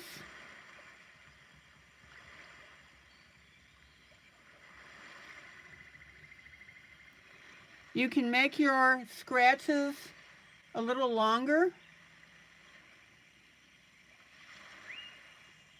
You can pattern them a little bit more. Stephanie, trust me, you didn't interrupt class. I chose to do this.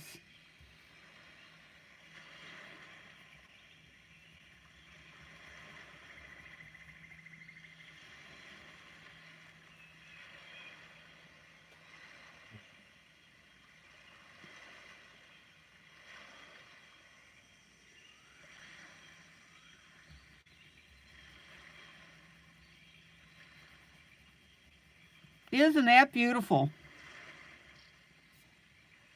Everybody see that pattern here? Let me put this upright so you can see.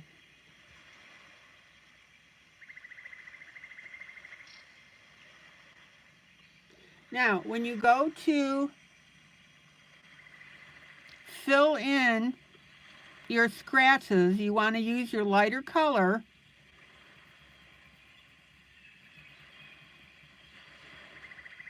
And you want to skim over the top.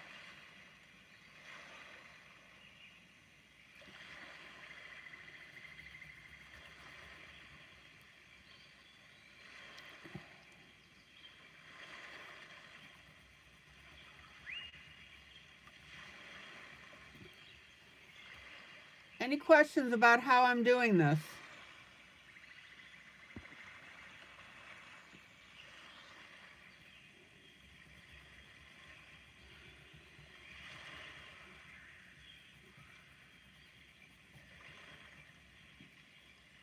Any comments?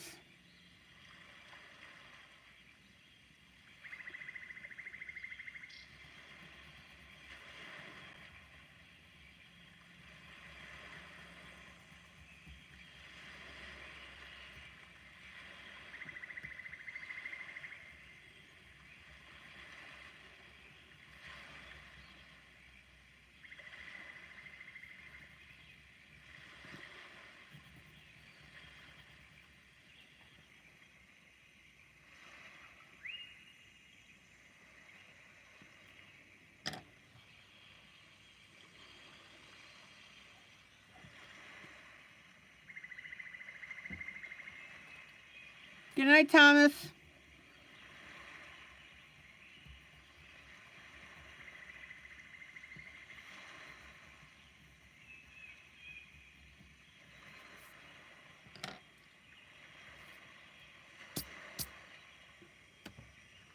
Okay, now just for giggles and laughs, since we're on the subject,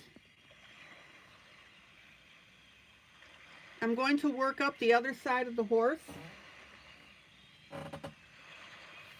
Are you learning something?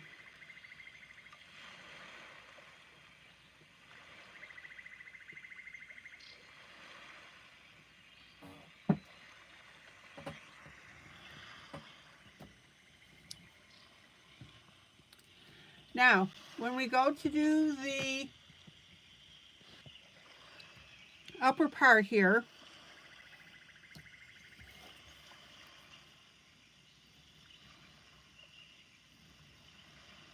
this is where you can do longer cuts in the paper.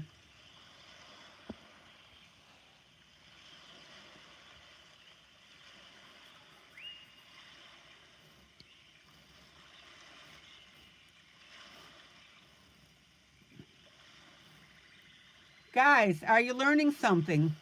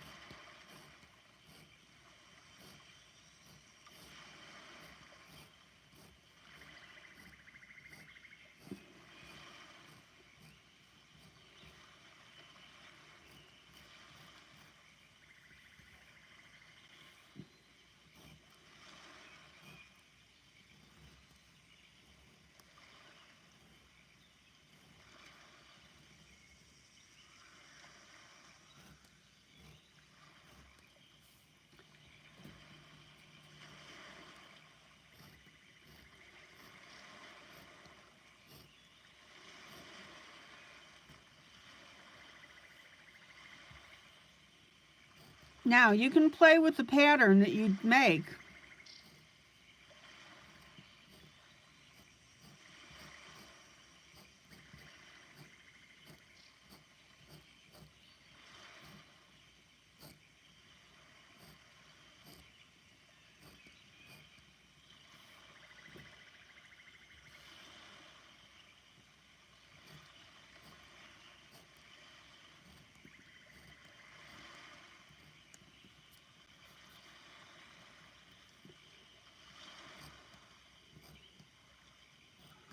And make sure that your blade is not angled to the side.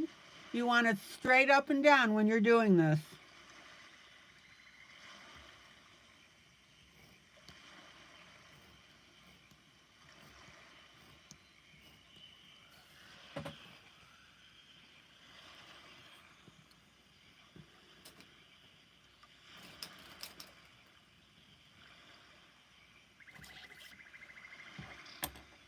Okay, let's start with our lighter color.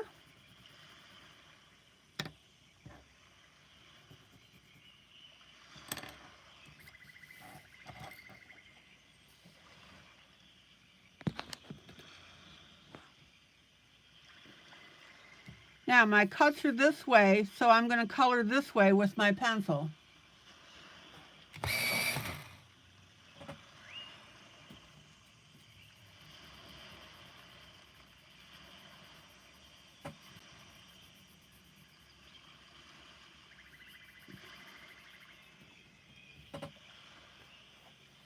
Let me get my paper towel.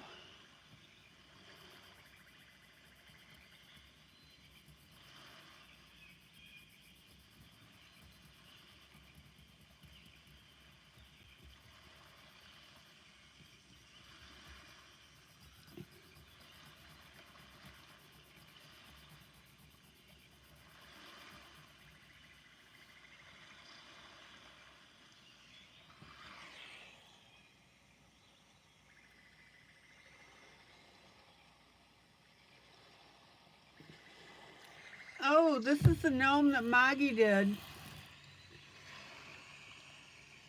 out of the other St. Patrick's Day book.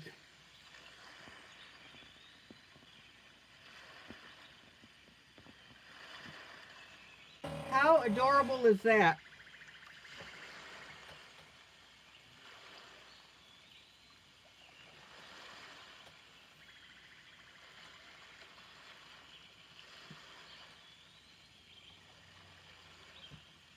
And the really neat thing is she really kicked up the blush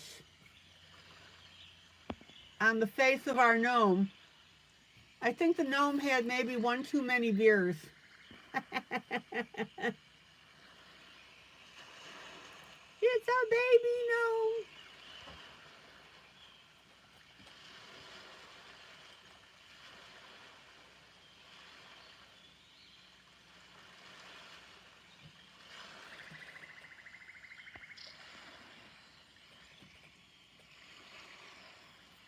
That little dot on his eyebrow was from my screen.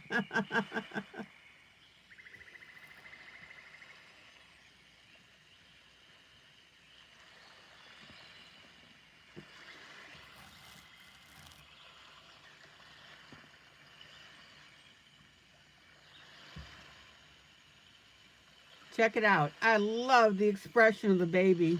Isn't that ridiculously cute?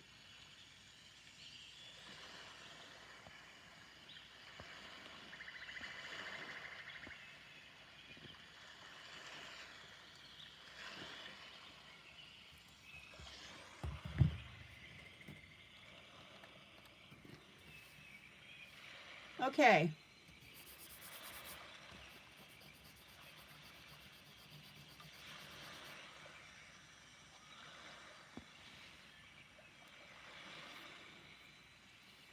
Now, if you accidentally cut through your paper,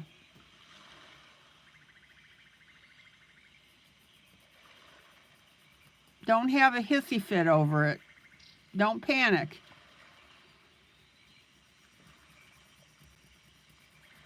It's no big deal.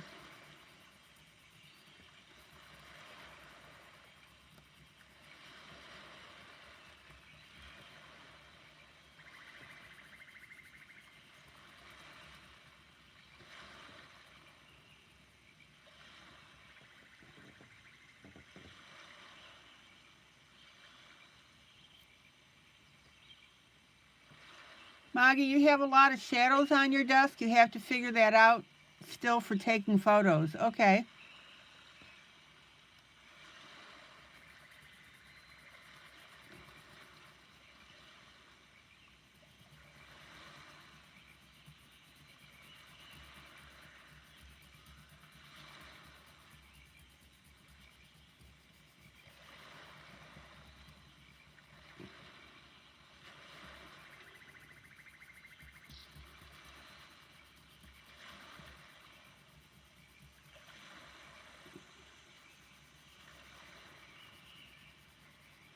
Now, remember that you're coloring this at the same time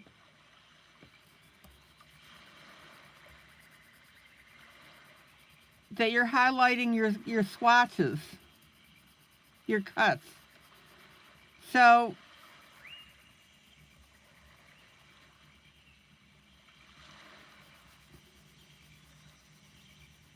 make sure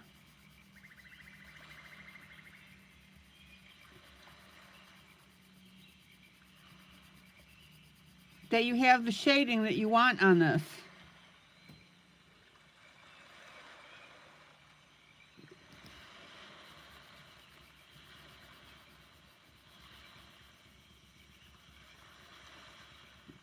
Now, if you want your lines to be a little darker,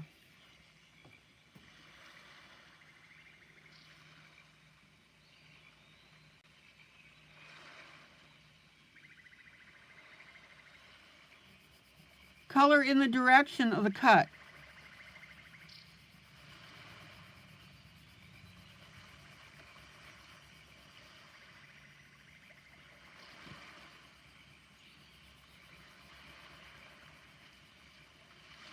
See the difference?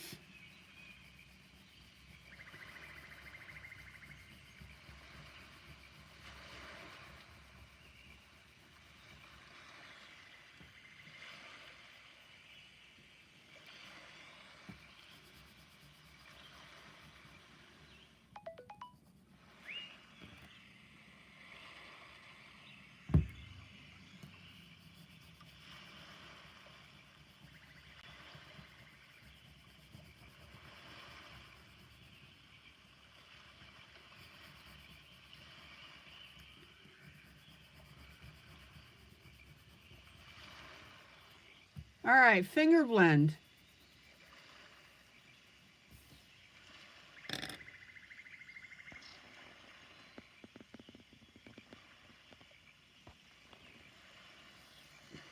Check it out so far. Any questions?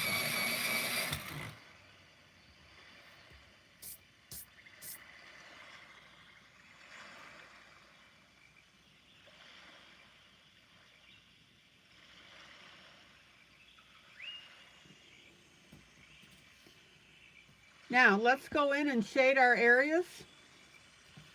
This is my darker brown.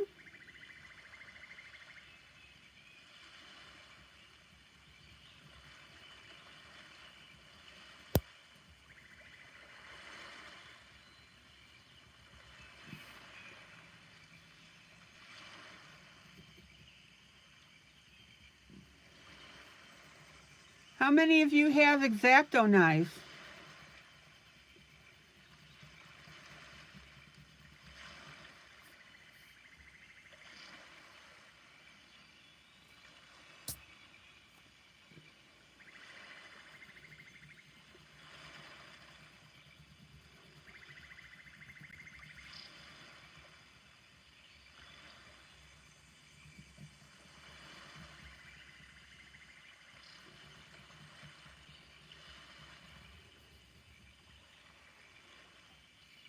And then we'll color the other side where the author darkened.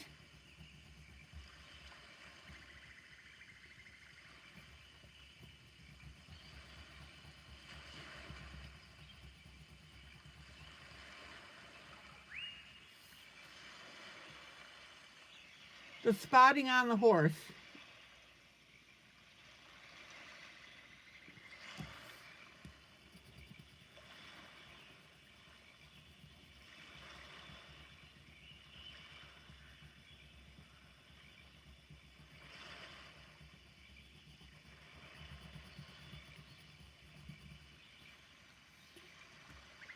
Okay, kitty.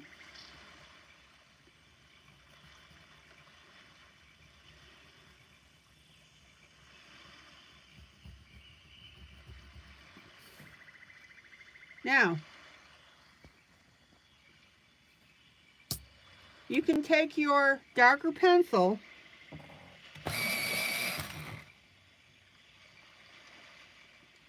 that is your darker color,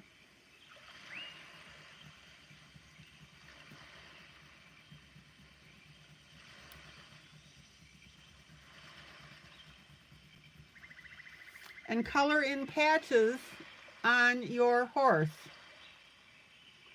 Hello, Kathy.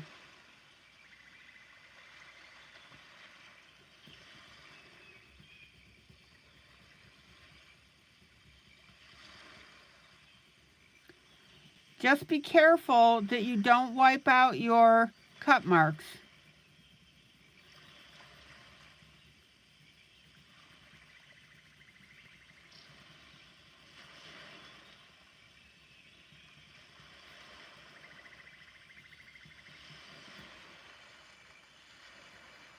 And notice how I'm getting a dappled effect on this.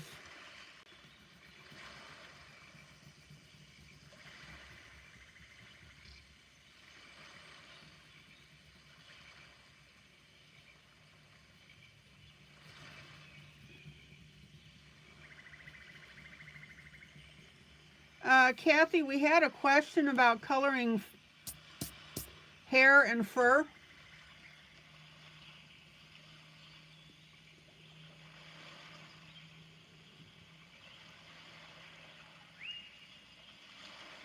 And I was asked if I had ever used the cutting technique.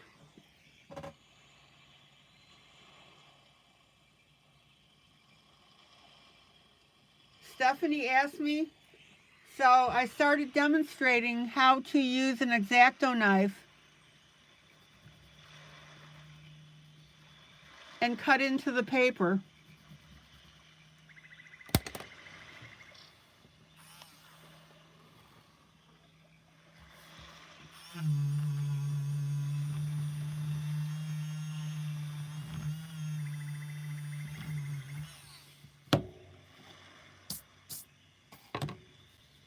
Okay. That's right. It was 2020 or 2021.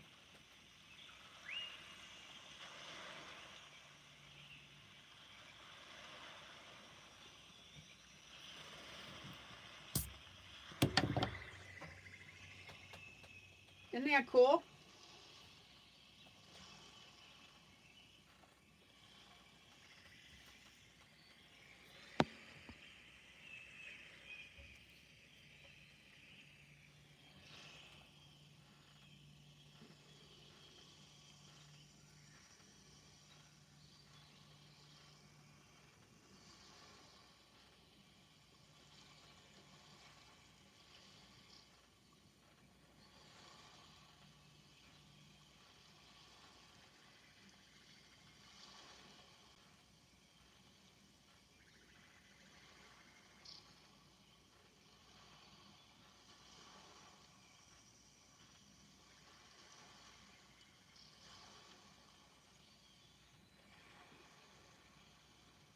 Any questions?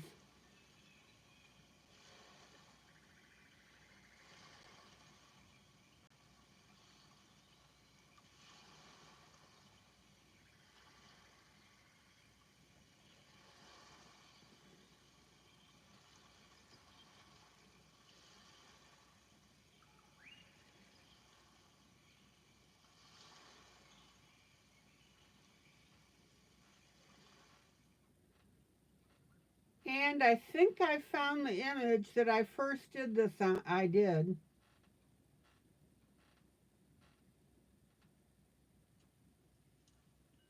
Hey guys, ILene Vick here.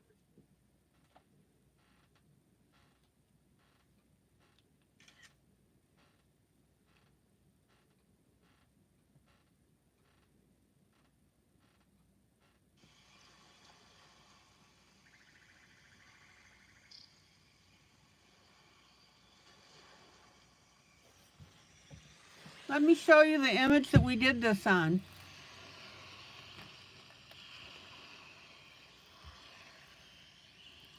These are the 3 chicks that I was talking about.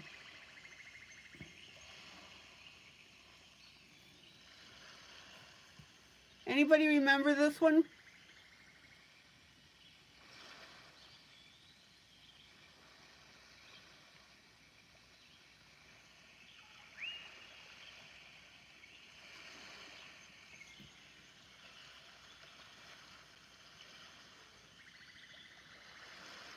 And Kathy, you have a good memory because this was done February of 2022.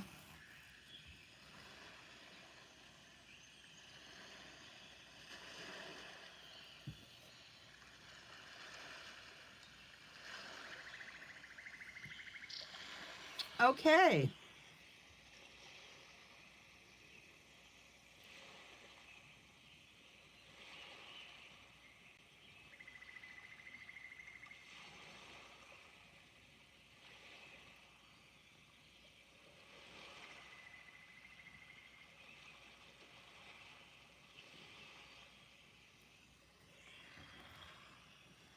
Yeah, that was a while ago.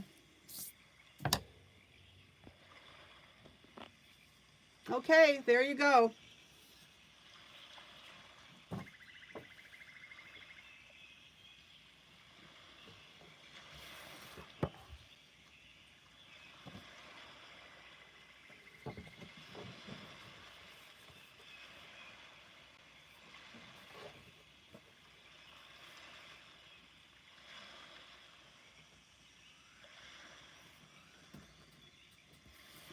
Okay, let's go back to our hair.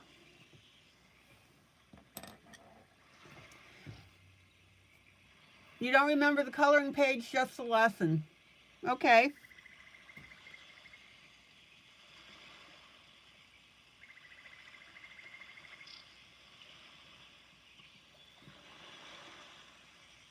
Oh, Kathy, and just to let you know,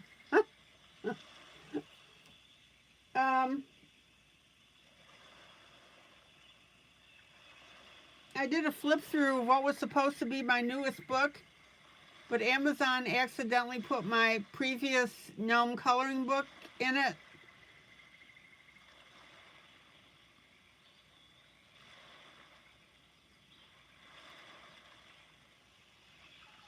So I'm going to check out tonight what's going on.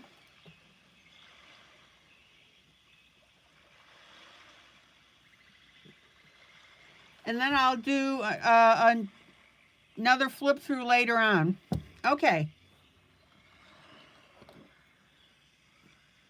Payne's Gray.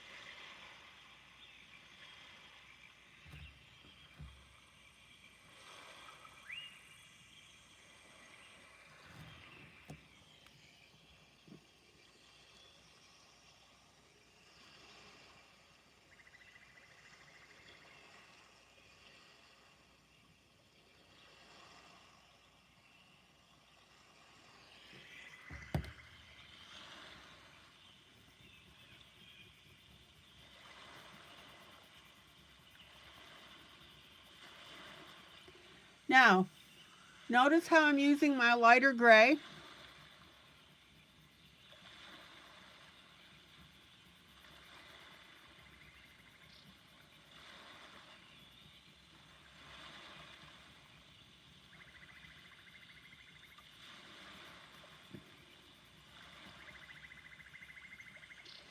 And notice how we're leaving the highlights of the hair, the top part,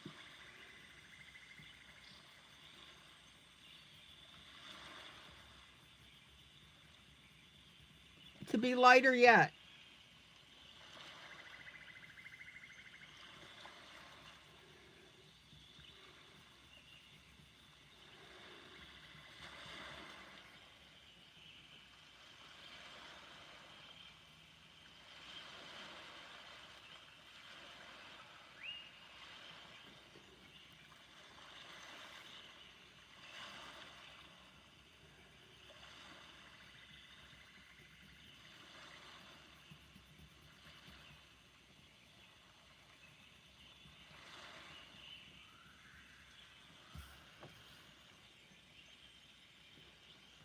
Now, check out okay, Maggie, thank you.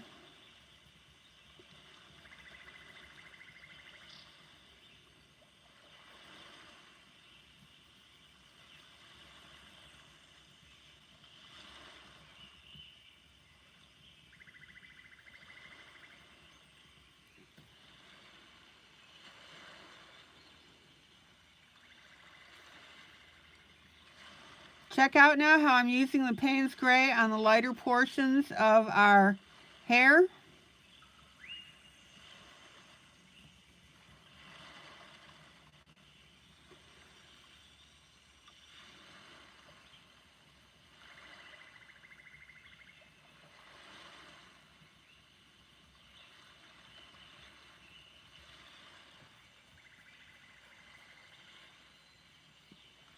Notice that where I have the curve, oh, you're going to see my ceiling. Notice where you have the curve. I'm just going up part way over it.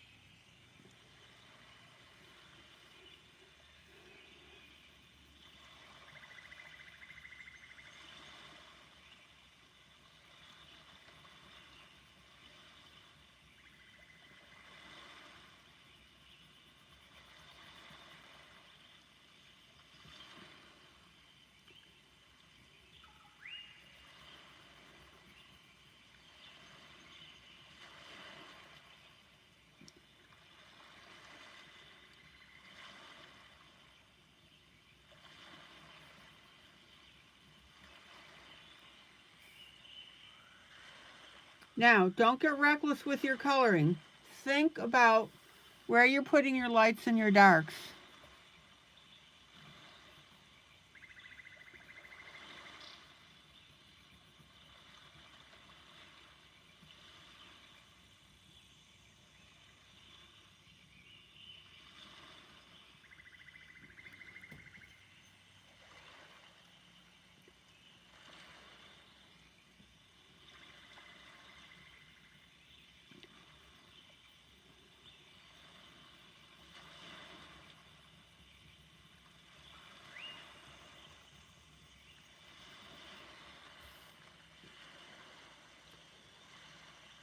All right, let's move down.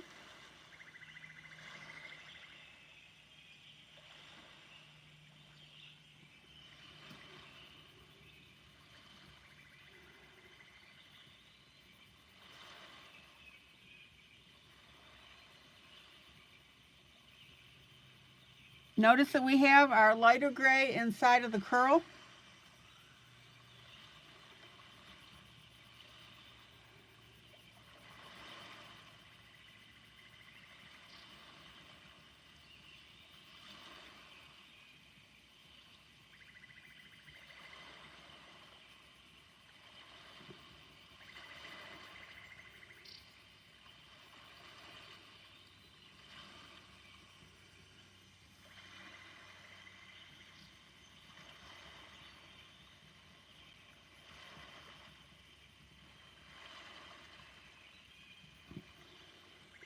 Now I'm going to come in with a lighter gray pencil.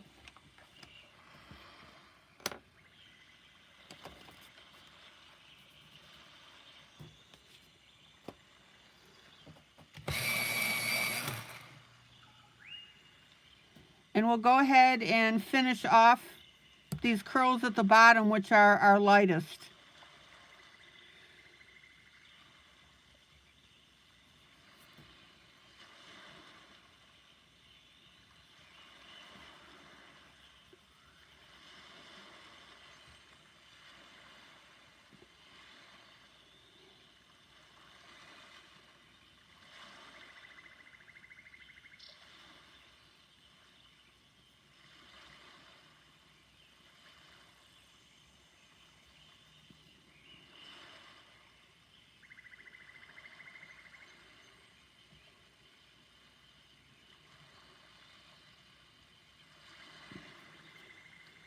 And then I'm going to come back with my Payne's Gray on that lightest gray.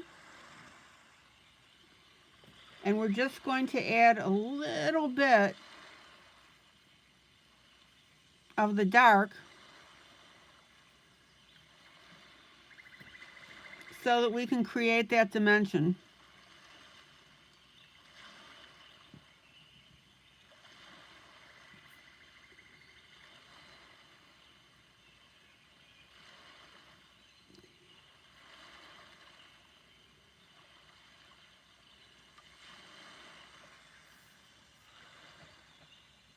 Isn't that beautiful?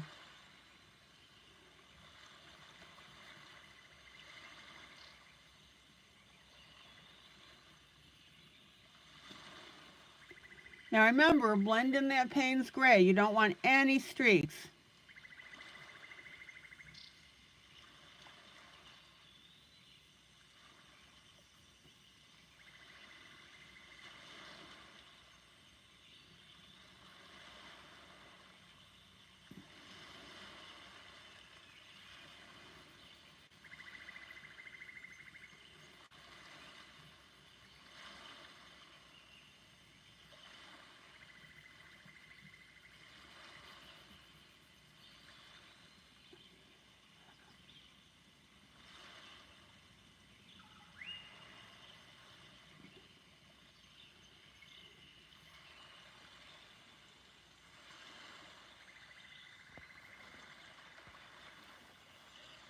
All right. And then I'm going to use my finger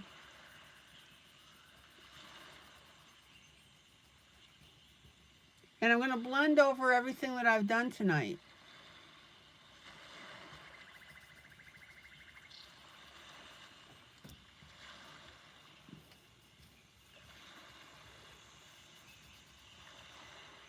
Now, when you finger blend, stay in the areas where the hair is the thickest, because if you use your finger to blend around the top here, where we have the strands, you're just going to get a bunch of gray, and then you'll have to go through and erase it in between the hair.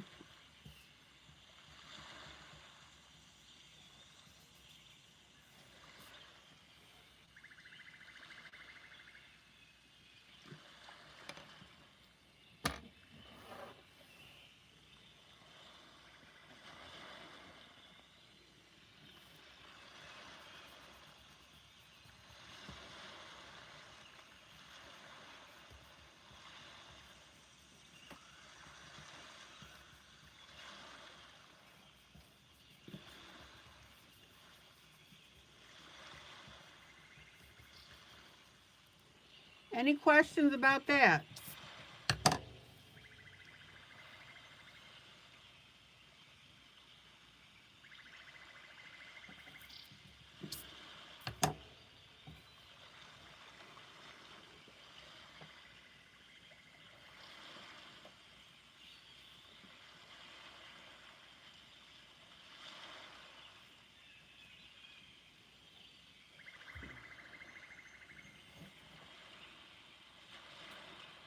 Okay.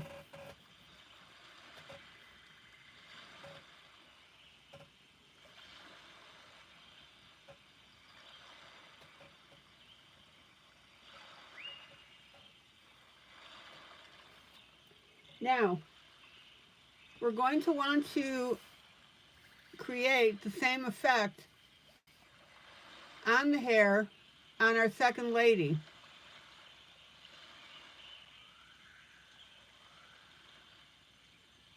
So I will be using the same techniques that I used on here, which means my Payne's Gray, indigo blue, black, and a lighter gray.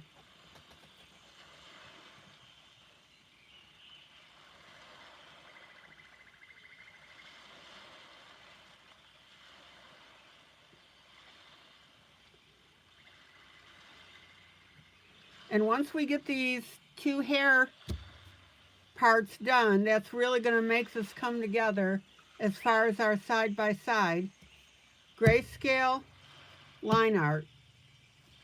And we want our line art to look as close as possible to grayscale as we can.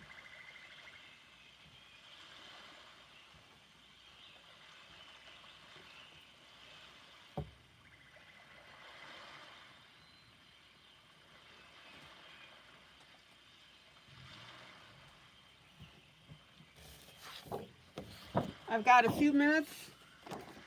Let me show you what I'm going to do with this.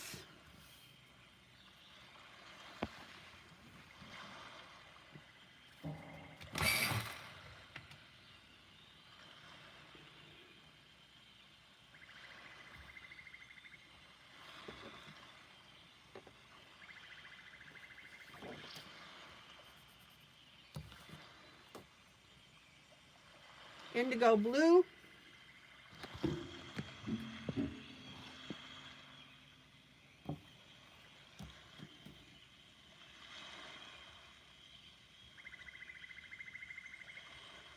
And we'll start coloring in our darker areas. Now,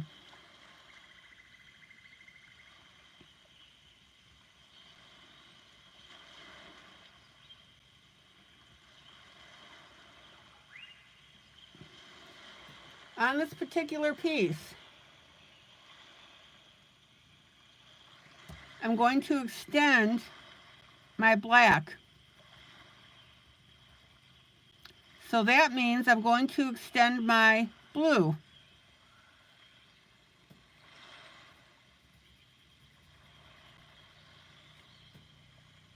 And for the moment, it's going to look a little wonky because our line art doesn't have all that black shading.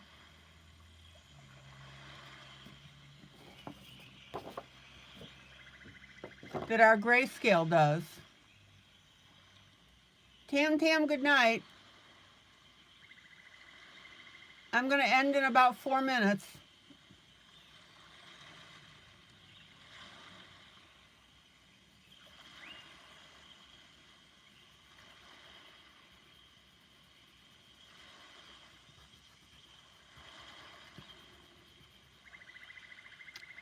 So all these areas that we want in black,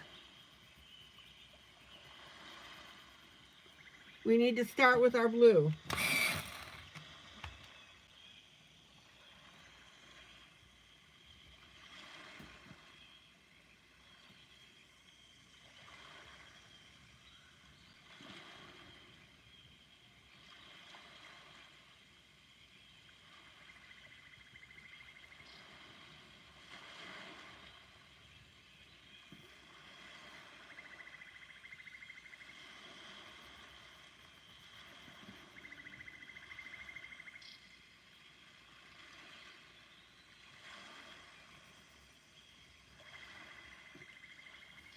Now, I'm going to pull out a few more curls here.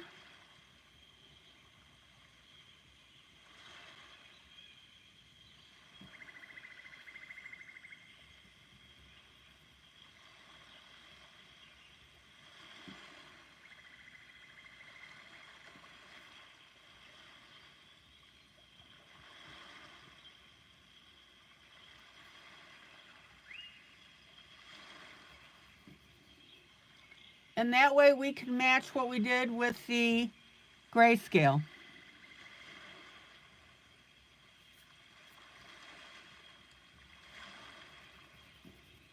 Now, keep in mind, if you were doing this line art as a grayscale, you wouldn't have that grayscale image to follow.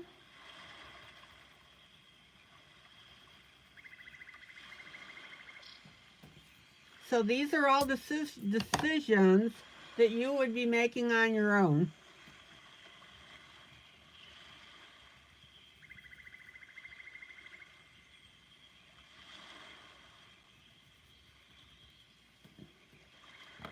So let me catch that blue now with the black.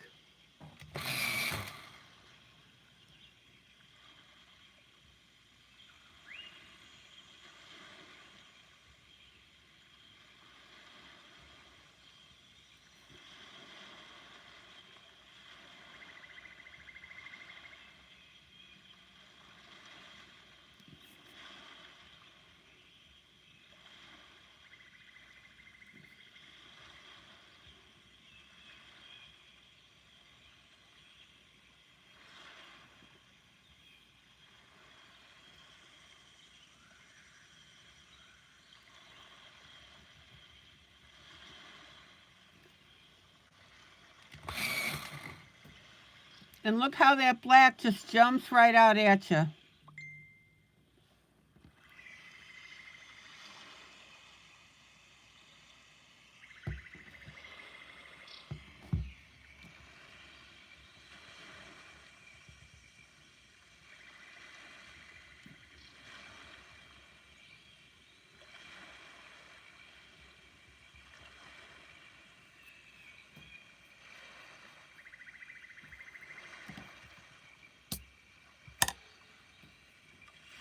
Okay, let's get this patch of blue colored.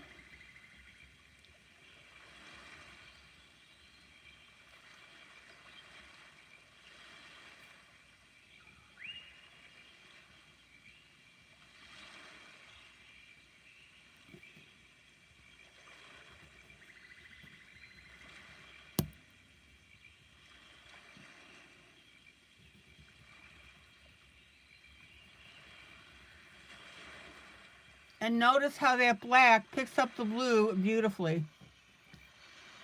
Almost done, guys.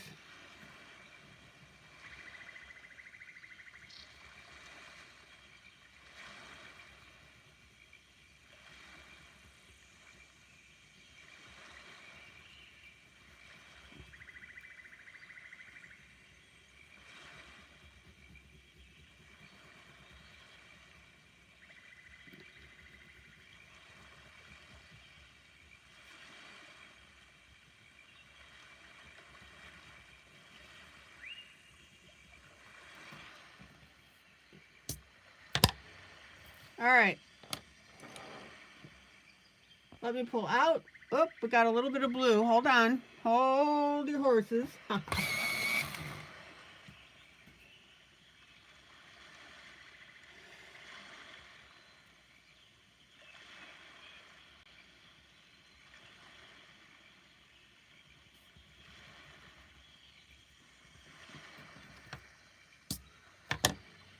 And let me show you now the side by side.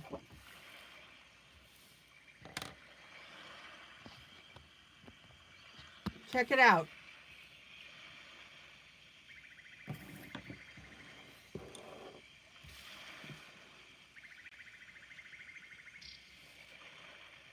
Let me get a little closer.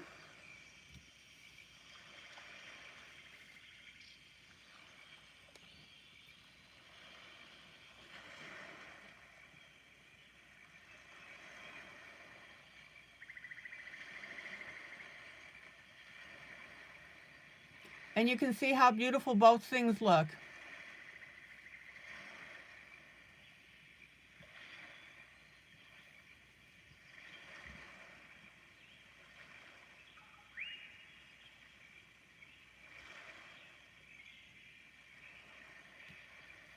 I think we're getting a good do on this, guys. Okay, guys, I'm calling it an evening.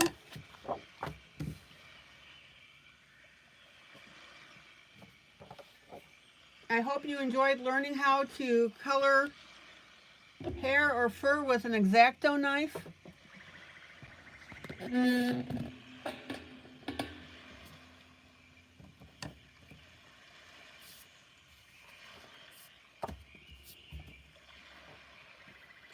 I think it was a good lesson.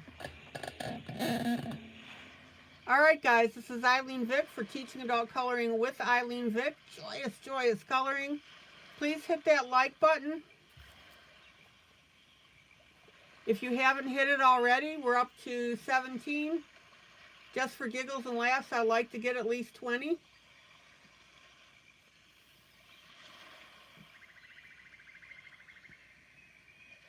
Please share this broadcast.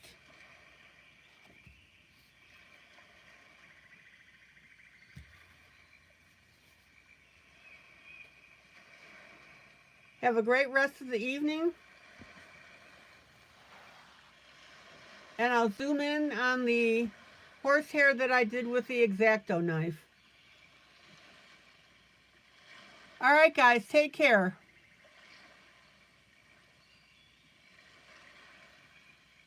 Bye.